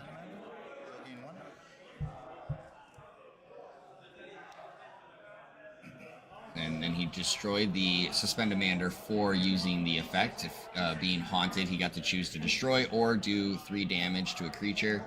In this case, of course, destroys the Suspend Demander. Play Manifestation. Manifestation with a lot of Amber and damage. I'll deal damage to Vapor. The damage to Card to Vapor Imp. pick in my haunted pile. Looking Resolve their bonus pips. pips. Mostly Amber pips. There were a couple cards that had one capture pip. So he's doing the the Bomberang because it had 2 Amber pips on it, so getting 2 off of that. Play Manifestation. Oh, and Another another one with a capture pip. So able to capture 1 and could either copy that manifestation right there on the top, gain 2 more Amber, and do a damage. So Gorlami's saying, hey, I might not stop you from forging a key this turn, but I am going to race up to get to key my turn. And now you have to worry about a key cheat, Correct. right? It's a game of chicken, perhaps. Taking advantage of the Geistoid Shard. 2 cards. Yes. And of course, with 2 shards on the board, he'll do the effect twice. And so he's going to archive a card from your discard pile for each friendly shard. So you do reveal to your opponent what the cards, because of course they should know what was in your discard pile. Yeah, so Looks it's the like it's- Parabyte. Which will increase key cost for each Amber on friendly creatures. It does come with a capture. I will pass turn there. And I did not catch what the Logos one was. But I didn't either. So setting up for heavy key taxing, if it might be enough, but that also requires Hurricane Relic to leave him with the creatures that already have Amber on it. He could drive the key cost up to 10 for next turn if nothing's done about what's on the board. so currently at 10 Amber for Hurricane Relic. Pass until the end of the turn. And this is where it's a question, do I just lean into gas on the dis? Which is always very tempting. Could even double up on it by just ramming the Dust Imp into Guardian. So getting net 3 instead of a Reap for 1. Just really pushing it. Of course, it has to respect the fact there could be a red line rotation. So I might try to set up his hand, if he's going disc, to only have actions in hand for the... I know then Omok, not the Vapor Imp actually is gone, so that play wouldn't work anymore. Yeah, it's a very interesting question. This is the fun part about Sealed, is you have to start considering what could my opponent have. Now he's drawn through a lot more of his deck. Has he hit the Skyborn, if there is any sort of steal in the Skyborn? Yeah, it looks like right now he's I will do dis. looking between, of course, the discs, as we talked about it, leaning into it. But he also keeps kind of taking a look at the Geistoid as well, trying to, potentially he's thinking of something along that line. It could be an option there where, I'm just stay where I'm at and then go for... Guardian, the poison. So I gain this this one. We both gain one. And then this captures another friendly captures. All right, so fighting into the Portal Guardian. Daughter here. And it captures the amber, of course. And Van Elmach is poisoned, so that's why it can take it out in one. Both players do gain an amber. Nefru will fight this daughter. Find Nefru into Daughter to break the elusive, and then Dustin to finish it. So both players again gaining one amber from the Nefru effect, and then Dustin gaining another two. So definitely leaning into a disgas turn. Yeah, just trying to burst up really high, making it really difficult because, again, we are... Gorlami's going to forge that second key, but at this current pace, And Hurricane Relic Mind would Fire could hit something extremely important. It does have the added effect of stealing. I did hit someone's triple hip enhanced card with a Mind Fire in one match. 3 amber swing is always good, but even better if it removes an important card. So, not a very useful card in the current setup. Does steal 1 from Gorlami, but I will play Snudge over not stopping Gorlami from forging. and Nudge comes down. will reap. Sarine. And I will pass Pile of amber saying, deal with it. Yeah, it's Or this, it will be 2 keys with a lot of amber. Unless he has a way to mass capture or mass raise the key cost. The Parabyte is in the archive system to play this turn. and then you forge. Forge for 6. Though if he had something similar to Veil of the Ectoplasm with it, or something else, it could really swing that in the other direction. all right, so he is going to pick up his archives. I will start by playing Worm Tunnel. So I will. Worm Tunnel. So remove an amber from a creature, and then if you do, draw cards, a couple cards. So not leaning a Geistoid, but went after the other Logos creature, or Logos card, which we didn't quite catch in the archives. All right, and then Reaping with Daughter. Ezra pause, more draw. And he gets to now see the hand that Hurricane Relic has. So he now knows there's a Tribute Collector and another capture, so if he takes Hurricane Relic off, he really needs to get to 8 amber himself. So there is that Titan Sentry that commented earlier, which lets him archive a card from his opponent's hand. And of course, while Titan Sentry is in play, you cannot remove your cards from archive. Daughter, Quantum Mouse. See if he remembers his Arcanometer.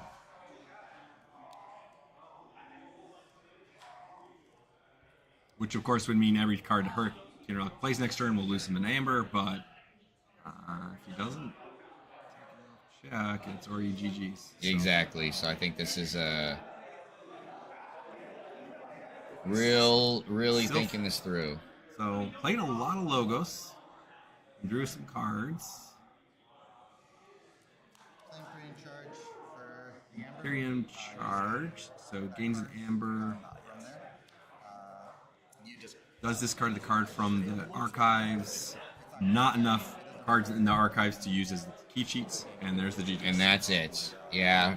The Brumble there the Arise Drumble, yep. doing swung it. so much in that game and just really turned the tide And completely. Gorlami, not knowing there was a Crepuscular Raise, didn't just take what would be a poor but very pivotal turn with the Shard of Courage to use it to ready and fight with both daughters, giving up those creatures for killing the Drumble.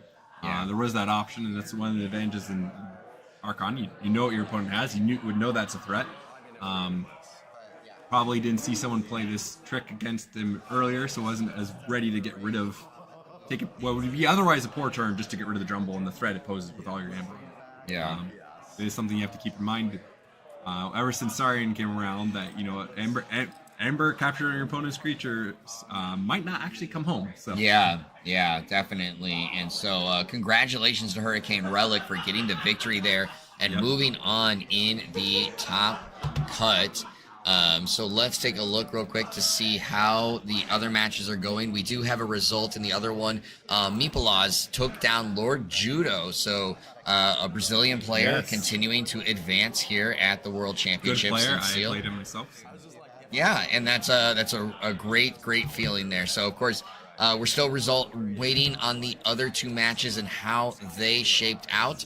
Let's take a look at how the Open is going at the moment. So we see that Sunday took out Thytium in their matchup, and Kokujin taking down Quick Draw in the other matchup. We're still waiting on results from the other two to see how the rest of the Open will be shaping out. Kokujin gave me my first loss in the tournament there, and he took his first turn and went to 7 Amber. And Oh, wow. It was pretty good draws and a fast deck, and my deck just did not have the tools and the time to catch up with that, and so I'll feel better if he goes all the way to the end, giving me a loss. When you point this out, it's like, okay, well, I didn't have the tournament winning deck, but I did lose the winner. So. Yeah, so obviously, again, congratulations to Hurricane Relic and congratulations to the other players at this point. We're going to take a small break and we'll come back to pass along some of the other results as well as get ready for the semifinals of the Sealed World Championship. So don't go too far because we have more KeyForge action coming to you from KeyForge Celebration 2024.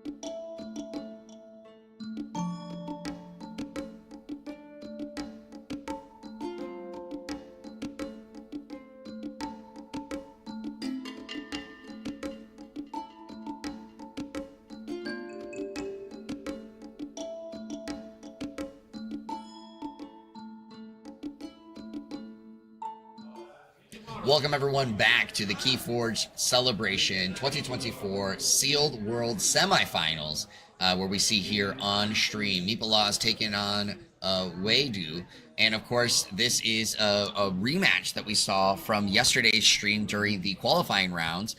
In that one, Meepala's ended up beating Weidu to knock him into the X and 1 pool, but again, a nice representation of international players. Yep. Meepala's from Brazil, Weidu from Taiwan. And of course, unfortunately, they're having to play each other to see who is advancing to the World Championship finals. Yep. Yeah, this is a one that's going to be, of course, a matchup that both players familiar with each other's decks and how things Not unfold. normal and sealed. Yes, not really normal and sealed, but we'll see how this time around things have changed, if they've recalibrated since then, if there's been any changes, because of course, just because they might be using the same pod houses as last time doesn't mean they're using the same pod. Yep. So there is still a little bit of potential knowledge that needs to be gained through a play. Yep. So Meepala's going into Dis there, getting a couple of Amber using the Gift of Amber. And now, turn has passed over to Weidu. So, of course, in here we're seeing Meepala's running a Brobnar Dis Skyborn and Weidu going Dis Logos Mars. Affinity Strop, nothing really to target, but playing for the Amber. Suspendment or drawing up. Another one. Serine.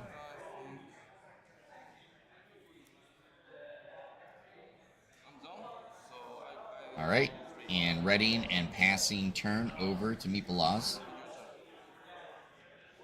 I have a threatening board presence with 2 suspend manders. You can, in essence, lock your opponent out of actions for all but one house. There's still action, or still creatures, still artifacts available for you.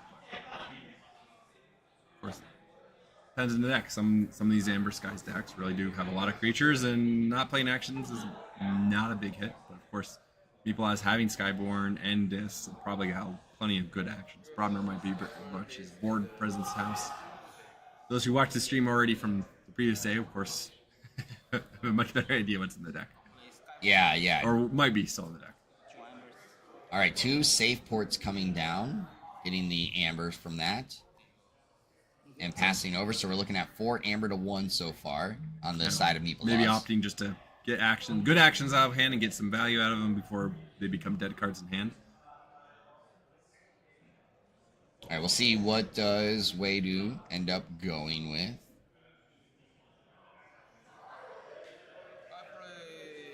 He's keeping cards close to his chest, so we're getting not quite easily able to see what he's playing with.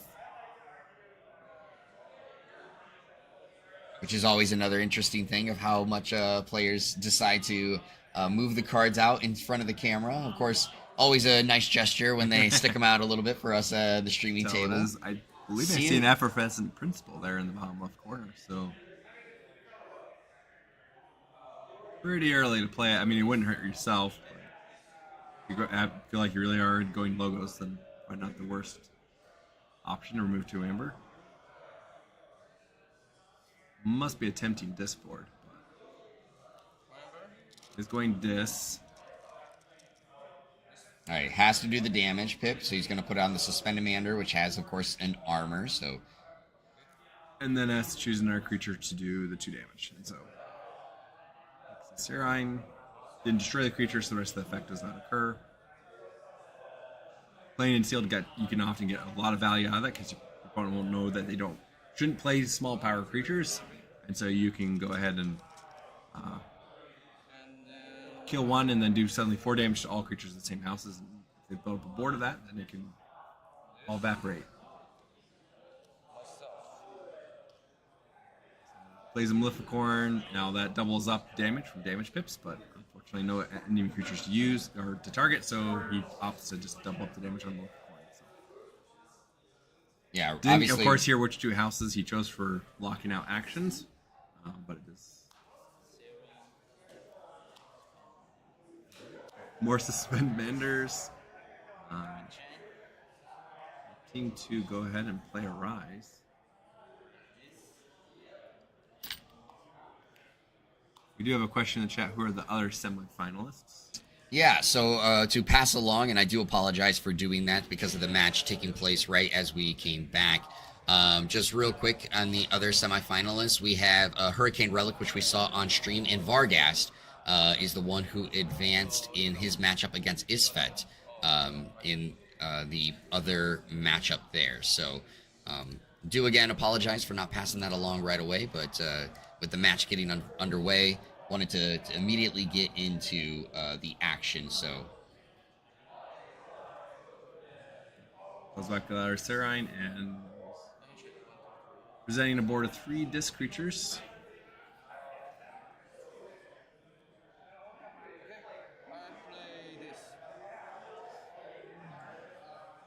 Vadu has 5 amber, so his options. yeah, taking his time. Of course, we're at the semifinal table, so this is a very, very important matter to. A lot riding on this match. So Yeah, you win this match and you go into the finals and have to play a best of 3 or lose a match. And are we doing a playoff between losers of the? Nope. So yeah, losing out or winning, you're playing for the finals, World Championship. all right. So Pressing that board advantage on this.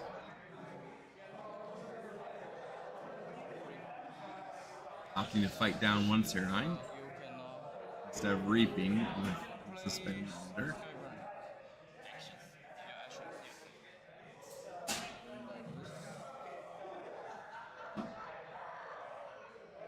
It's quite an option, right? You fight to remove his board, or do you reap to prevent him from using actions? And of course, he might then have to fight into you, but with suspended manders having 4 power and 1 armor, they a little tankier than the Serines. So either way, not really a good option for Meeplaz. yeah, so now He's deciding to, he wants to leave him with an empty board.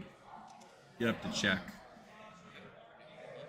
Having played him once, you might be familiar that leaving Meeplaz any sort of creatures is a poor decision. So maybe this is why he's taking a turn that wouldn't be how I'd play it, but again, they've actually played this match, so.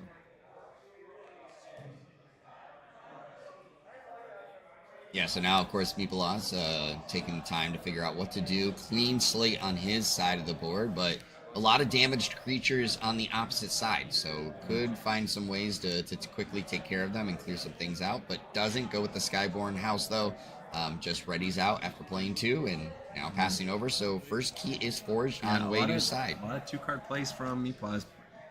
Do not be getting very great draws and just playing a little bit by a little bit.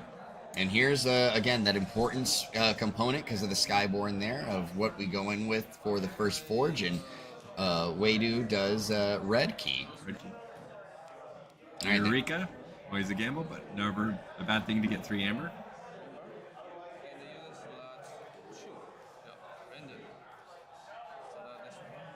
I'll admit to sometimes in sealed playing Eureka and having nothing of Logos in my hand, but just saying, gaining 3 amber and archiving 2 cards is more than enough for a turn. Did have a hologramophone, which didn't get archived. And based on that, that was all that was there. Or he might have had more Logos, but they got archived. So yeah, that's the risk on Eureka. Yeah, and that's where I was getting at is like maybe got hit by it. Who knows? Again, Wadu, a 4-card Logos turn became a 2-card Logos turn. Wadu holding those cards close to the chest is a little tough to see if there was others, but this is part of the game. Each player gonna try to keep as much information as possible close to chest. So it's like played 2 Skyborn and drew looks like Fistful, Brobnar, so up Berserker Slam. Having to finish off a Suspend Mander and fill a bit with that Amber. And the 1 being discarded, of course, for that, so.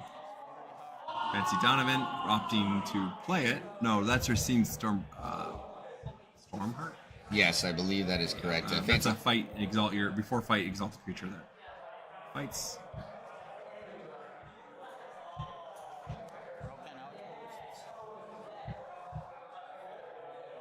Fury Heart. Fury Heart. There we go.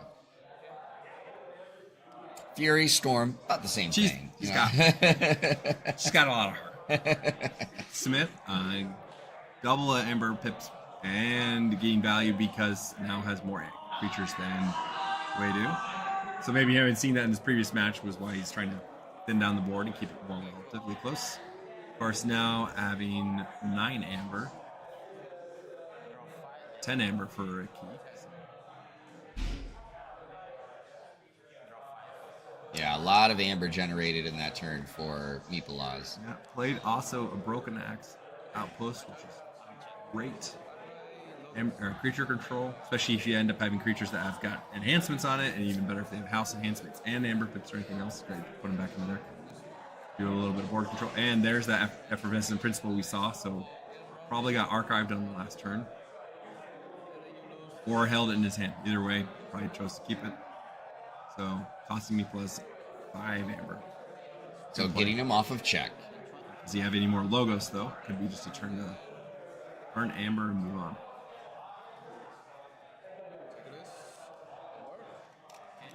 Warding, suspender, amber, yeah.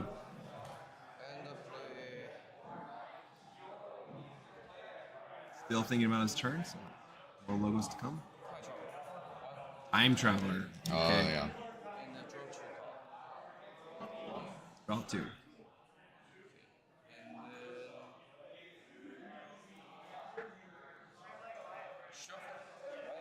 And the Connectome transfer.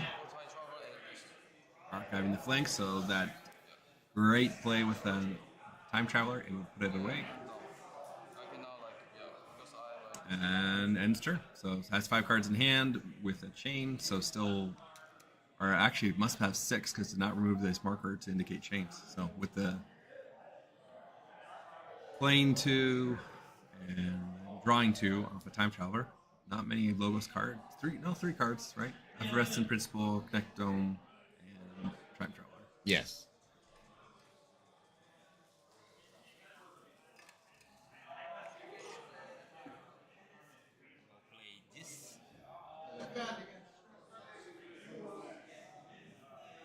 All right, so Meepalaz going into a dis turn here.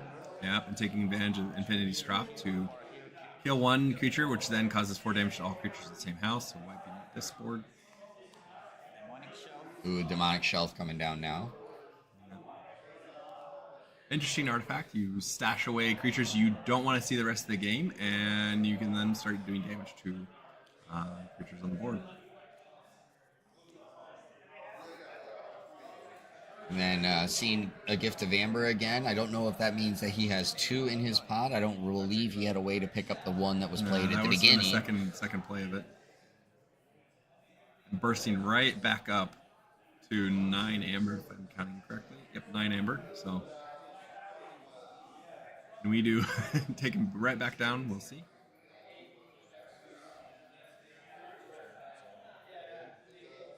It's a lot of amber generation for Meepalaz off of playing cards. Yeah. And Wei-Du taking the time, looking through the discard pile, trying to see, obviously what was played, remember those things, and keep an eye out for, of course, any kind of future card plays or flipping of the discard pile. Trying to make sure, of course, you gather as much information as you can, not knowing the deck list. And we know he's got the Time Traveler in the archives now. Unfortunately, no creatures for Total Recall, no creatures for Brain Dart. It's like a Skyborn enhanced to Total Recall, so we won't get any synergies out of having Skyborn pod. Or no Skyborn pod. So putting out a little army of Mars.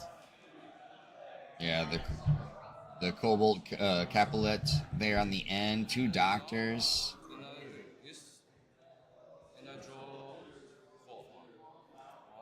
Just really trying to build a board for himself now at this point. Plus, if he does go Brobnar, does have a way to immediately remove 1 with Broken Axe Outpost. Of course, gotta get removed both Doctors. One Doctor is a problem enough. I know this from having sheep in my local, Dr. Sheep in my local. I can only imagine the pain if there were 2. All right, and so Meepalaw's forging the yellow key, of course.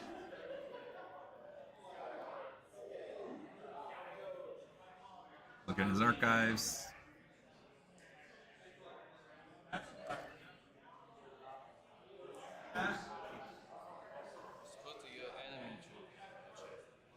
Three of those creatures are elusive, so Brobnars classically want to play and fight. Not a big theme of it in so far I've seen in Amber Skies. More of a fight with other creatures. Fancy Donovan's being a, scrap it and fight with something else. They still fight. They just recruit when they fight. Yes. They're not making others fight for them.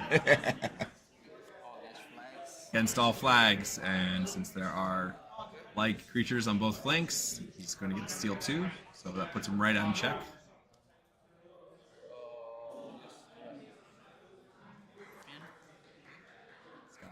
You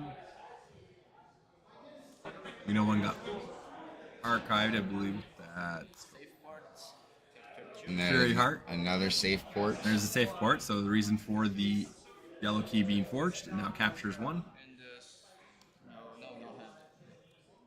No steal because of Wadu not having forged key. I guess it captures 2. I guess I was. Yeah, I wanted to double check that because of the 2 going down. Oh, it is 2. Okay, I remember the steal being 1. I thought it was a little more symmetric. So yeah, your yellow key is forged, you capture 2. If their yellow key is forged, then you steal 1. So if your opponent is down 2 amber, you act and you both have yellow keys forged, you actually will not steal anything. So. Yeah.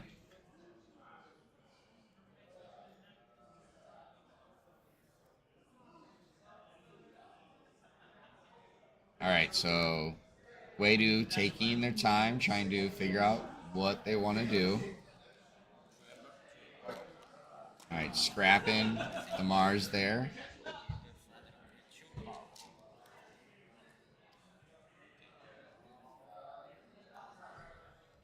I believe it's donor. The Donar Vox, so Yeah. give a friendly Mars creature 2 power +1 power counters, and he puts it on one of the doctors. So very well might be trying to archives, gets back his amber. Does make it a little more beefy, so now the demonic shelf won't be powerful enough to kill that doctor. He's going to have to use a broken axe or something, 4 power, dealing 4 damage. Yeah, and I think, again, we're just kind of important to slow down and make sure every move is done properly. We've just gone underneath 28 minutes left in the round. Yep, so with Dr. Zisselfrix's, he's going to be reaping and putting Mars creatures from the discard pile into play and readying them. So this will be a 6 amber gain on reap turn for Wadu. Yeah. Now he is behind, will be behind on keys if he doesn't have a way to keep Meepalaz from forging the key. Meepalaz will then need to generate 5 more amber to keep the pressure on, or Seed control the match to Wadu. Mm-hmm.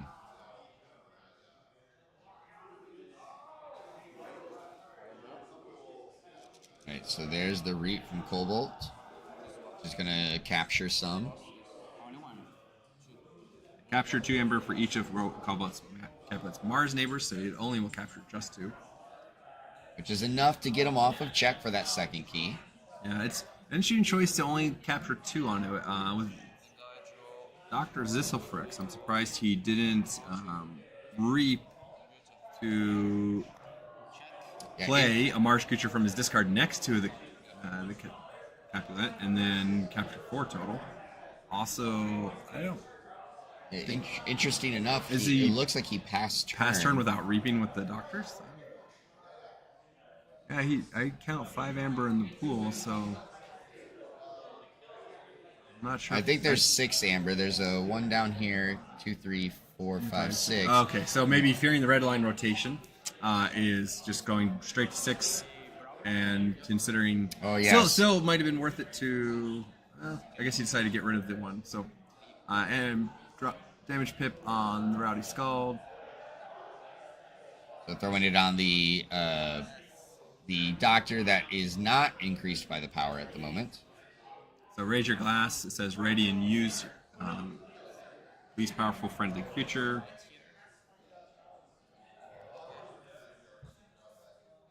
All right, and then fights into the Cobalt there.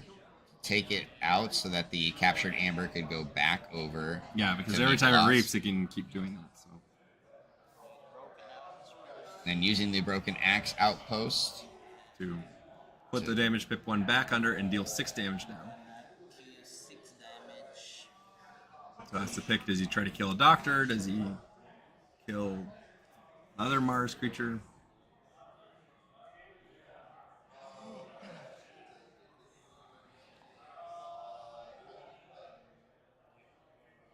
Decides to kill the beefed up Zisselfrix.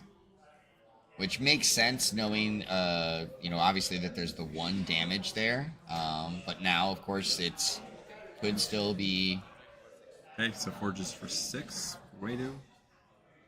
Taking a little bit of control of the match. Tempo, but we'll see if he can maintain it. Demonic Shelf giving, of course, Meeple an opportunity to. Roddy Scout not being a particularly useful creature, because mainly what it does is add enhancements, so good target for Demonic Shelf if he goes this, and then be able to do 3 damage to a creature of his choice. So. Which might influence how Wadu decides to use this turn, because obviously the doctors, for this point, have not been used to any effect, so... Fearing that red line. Definitely fearing a red line. Went straight to 6, Amber, and then stopped.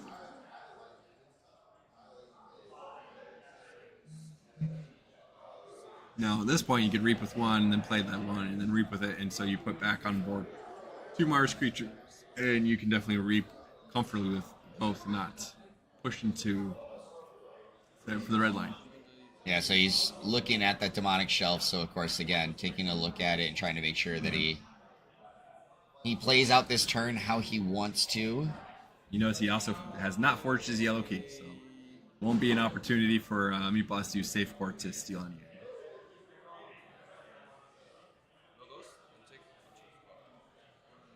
As of yet, no cards that unforge an opponent's key of 1 color, and you can selectively forge a different key of a color. So, does sound like something Skyborn could have, or you make use of in the future.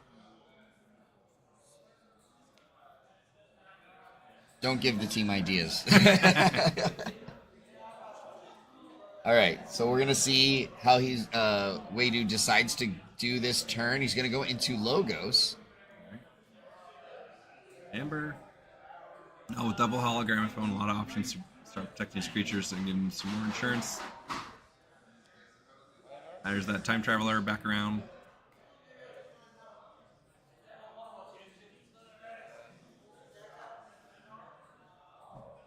All right, and so did he draw into something that he's really looking forward to using? They did announce the Archon Open finalists in person. I don't know if we announced that a little bit earlier, but we'll make an announcement again here after this match on how things are looking in the Archon Open. We've been passing along updates with all the other tournaments in between matches as much as possible. Skippy the Glorious. Let him archive the top card of his deck.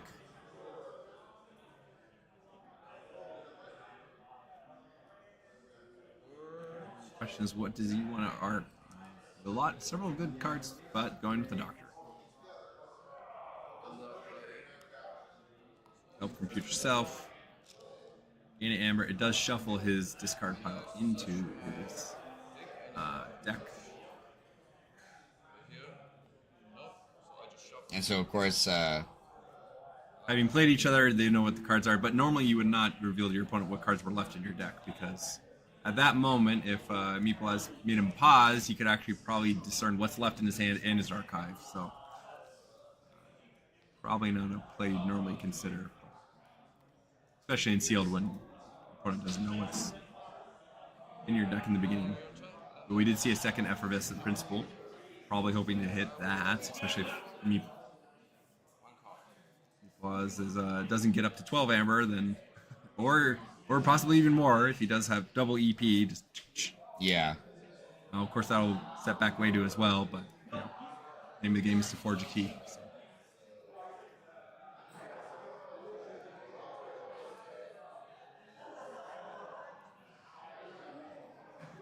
And Meatball's very carefully shuffling up and before he hands back the deck. Yeah, needs to make sure it is well shuffled. He draws one card. So now we're tied at 2 keys.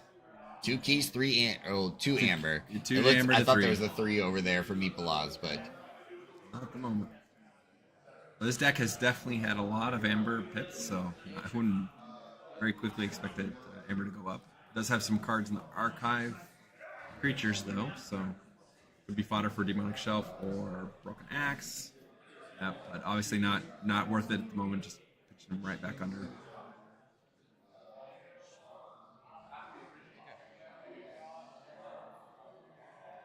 So knowing that his amber control is really in Logos, Meatballs could be thinking about ways to make a very awkward Logos turn for Wadu. If he does manage to get up to check, then it can be leave Meatballs with no board, or Wadu with no board, so take a kind of an off turn to do that. In some sense, it would be almost ideal to get exactly to 6 and then force him to deal with a no Logos board if you can wipe it. And an example of that would be like fight with the Rowdy Scald into one of the 2 Logos creatures and use the Broken Axe to put now damage Rowdy Scald back under the deck and destroy the other one with damage. See what he opts to do. yeah, he's really taking his time on this turn. You can always tell when the players feel that they've reached a critical point because it slows way down. Yes. Which is always important, but No clear, easy decision to make.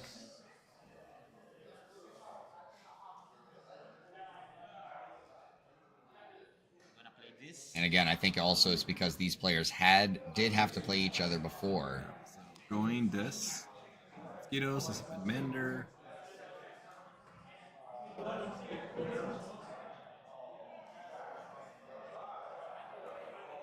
Really making a decision on how to play this next card. Gift to Amber. Opting to gain 1, destroy Mosquito, and remove the ward token off of Zisselfrix. And since the creature was not destroyed, its controller does not gain an extra an Amber for it. Good use to remove a ward.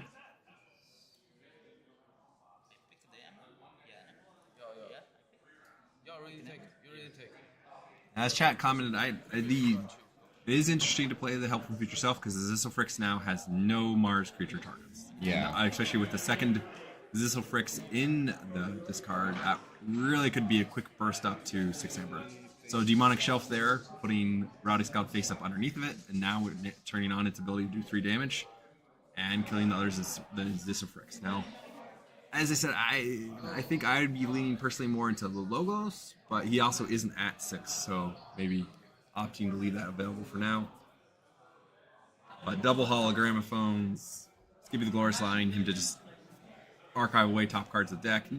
Not something you can exactly control what you're getting, but again, he's probably wanting to have Ember control, so possibly socking away the Effervescent Principle. Mm-hmm.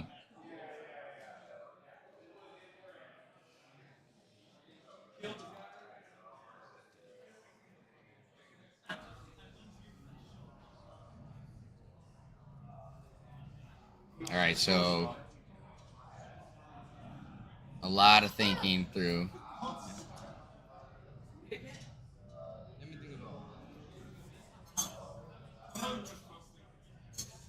Both players now having blue KeyForge. So I don't recall if I saw a raiding party, so that would be affected. So to Indigo Hallard. I choose Mars.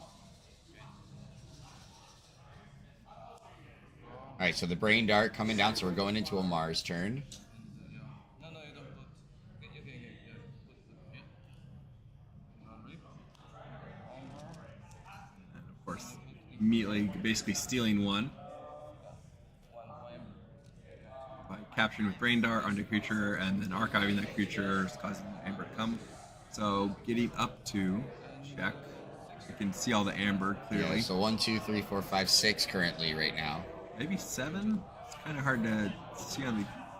The or is the that one a ward here token? is the ward token that Okay, he used the ward token earlier. floating out there. All right. Yeah, so it's currently at 6. Yep. So a similar thing, threatening that third key. It's trying to stay under that red line. This is where, if that Gift of Amber was enhanced with the Skyborn House, would be extremely helpful. Give your opponent the amber you need them to have, and then use it. Did say 1 against all flags. Don't know if there's another one there. Of course, to do that, he will have to play his own creatures, because the Mars and Logos creatures are on the outside flanks. Yep.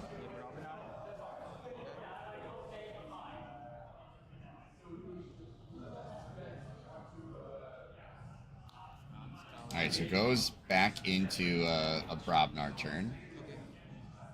Does 1 damage. Berserker Slam to kill a Capulet. Take him off check. In an Amber. Second Broken Axe Outpost. 5.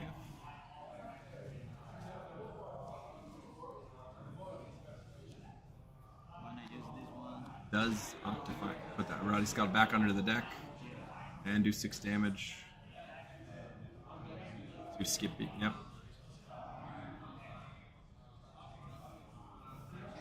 Turn, both players at 5 Amber. Drawing up. Of course, now we know he's put back 2 creatures on the bottom of the deck.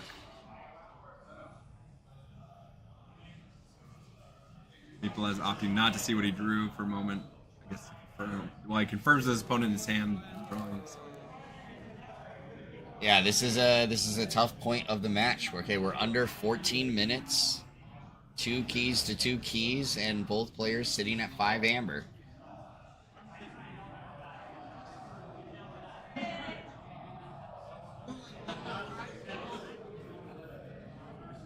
Wadu taking a second to look at his discard pile, immediately puts it down. Still has those cards in archives that he archived earlier sitting off to the left. I don't know if there's nothing in there that he really wants to utilize. Go ahead and uses the discard there. Yeah. This is an interesting thing. He didn't give him a target to run his Time Traveler into for help from Future Self to be able to recall it and then play it. Going to the disc. Opted to keep the Time Traveler. Double Venomox. Alright, so again, getting to 6 Amber and holding it still. The interesting thing, though, is not killing the Time Traveler prevents you from using it, help from Future Self to recall it and replay. Now, we know that's at the very bottom of the discard, but it is one of those kind of interesting moments, so he's probably trying to see if he can keep it on board or action it back into the deck, I suppose. I also wonder how much of it was because it was just the 1 damage pip that he was like, I don't have enough to kill it this turn, so might as well. Infinity's Drop would have let him just do 2 damage to You're Time right, Traveler and kill you it, are so. right, yes. Alright, so he pause.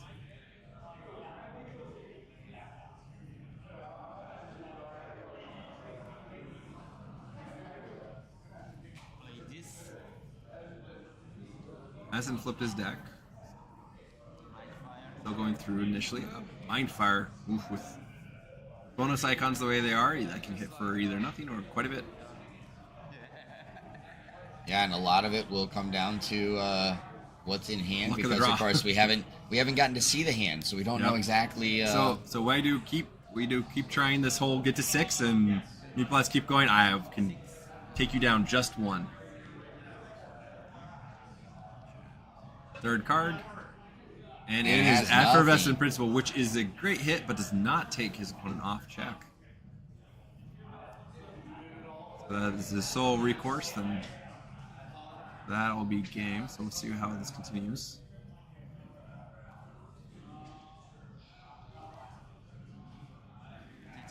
And that was it. And that's it. So, Wadu is one of your finalist qualifiers from Taiwan, coming in and making it all the way to the finals. Amazing showing from and here he's trying to check, did I have any other bonus to hit? And there was only 2. There's only 2. So a 1/3 chance to stay in the match.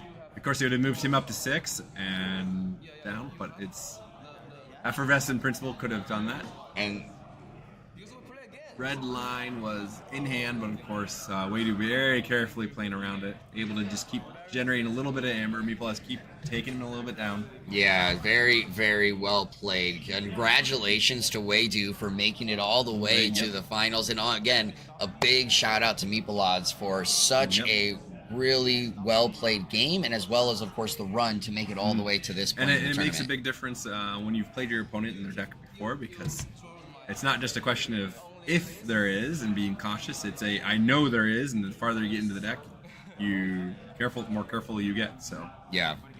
All right, so with that being said, that means we know that, again, Wadu is in the final. So let's take a second to quickly look at some of the other results and pass those along.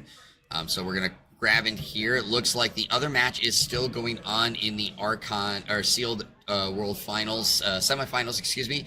So we do not have a result for that one just yet. But let's take a look at the Sealed Open. And in that one, Sunday took down Kokujin in the one of the matchups, and we're waiting on the result of the other one.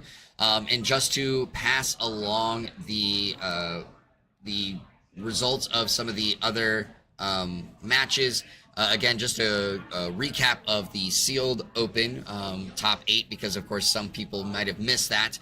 The top 8 was Donut's Dad, Harmed, Dom Fam, Random Joe, Kokujin, Quick Draw, and Sunday, and Thytium. And of course, here in the semifinals, it was Dom Fam, Harmed, Kokujin, and Sunday again has made it to the finals of the Sealed Open. Taking a second to announce the Archon Open, and if you give me 1 second, we'll make sure that we get that here for you guys. And in the Archon Open, you have This, Ionic, Emperor Riku, Dev85, Drazcore, Lord Judo, Liquid Squash, Yo-Yo Milkworm, and DD Reaper. And the play-in game is This versus Ionic. So, which will take place tomorrow morning. What is going to take place tomorrow morning? Yes. So that's one of the other ones that took place. But again, that is your top cut. The play-in match is going to be going to figure out who goes into the top 8 before we start to run out the rest of the tournament. Yeah, that is how your matches are looking. And again, just one more time before we take a small break. Congratulations, Wadu, for making it to the finals. Won the rematch. Yeah, so we'll see exactly who his opponent is in the finals. But for the meantime, we're going to take a quick break to get some water and stretch our legs. So hopefully you guys do the same, and we'll be right back with the finals of the KeyForge World Championships for Sealed here in a little bit.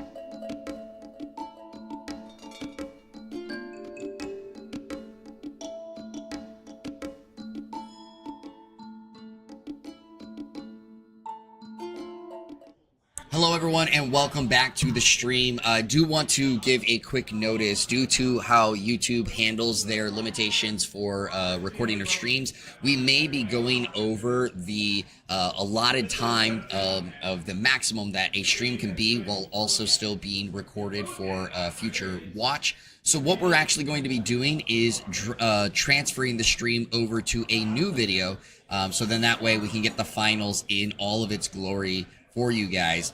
So here in a second, I'm going to be dropping in the new stream link here in the chat.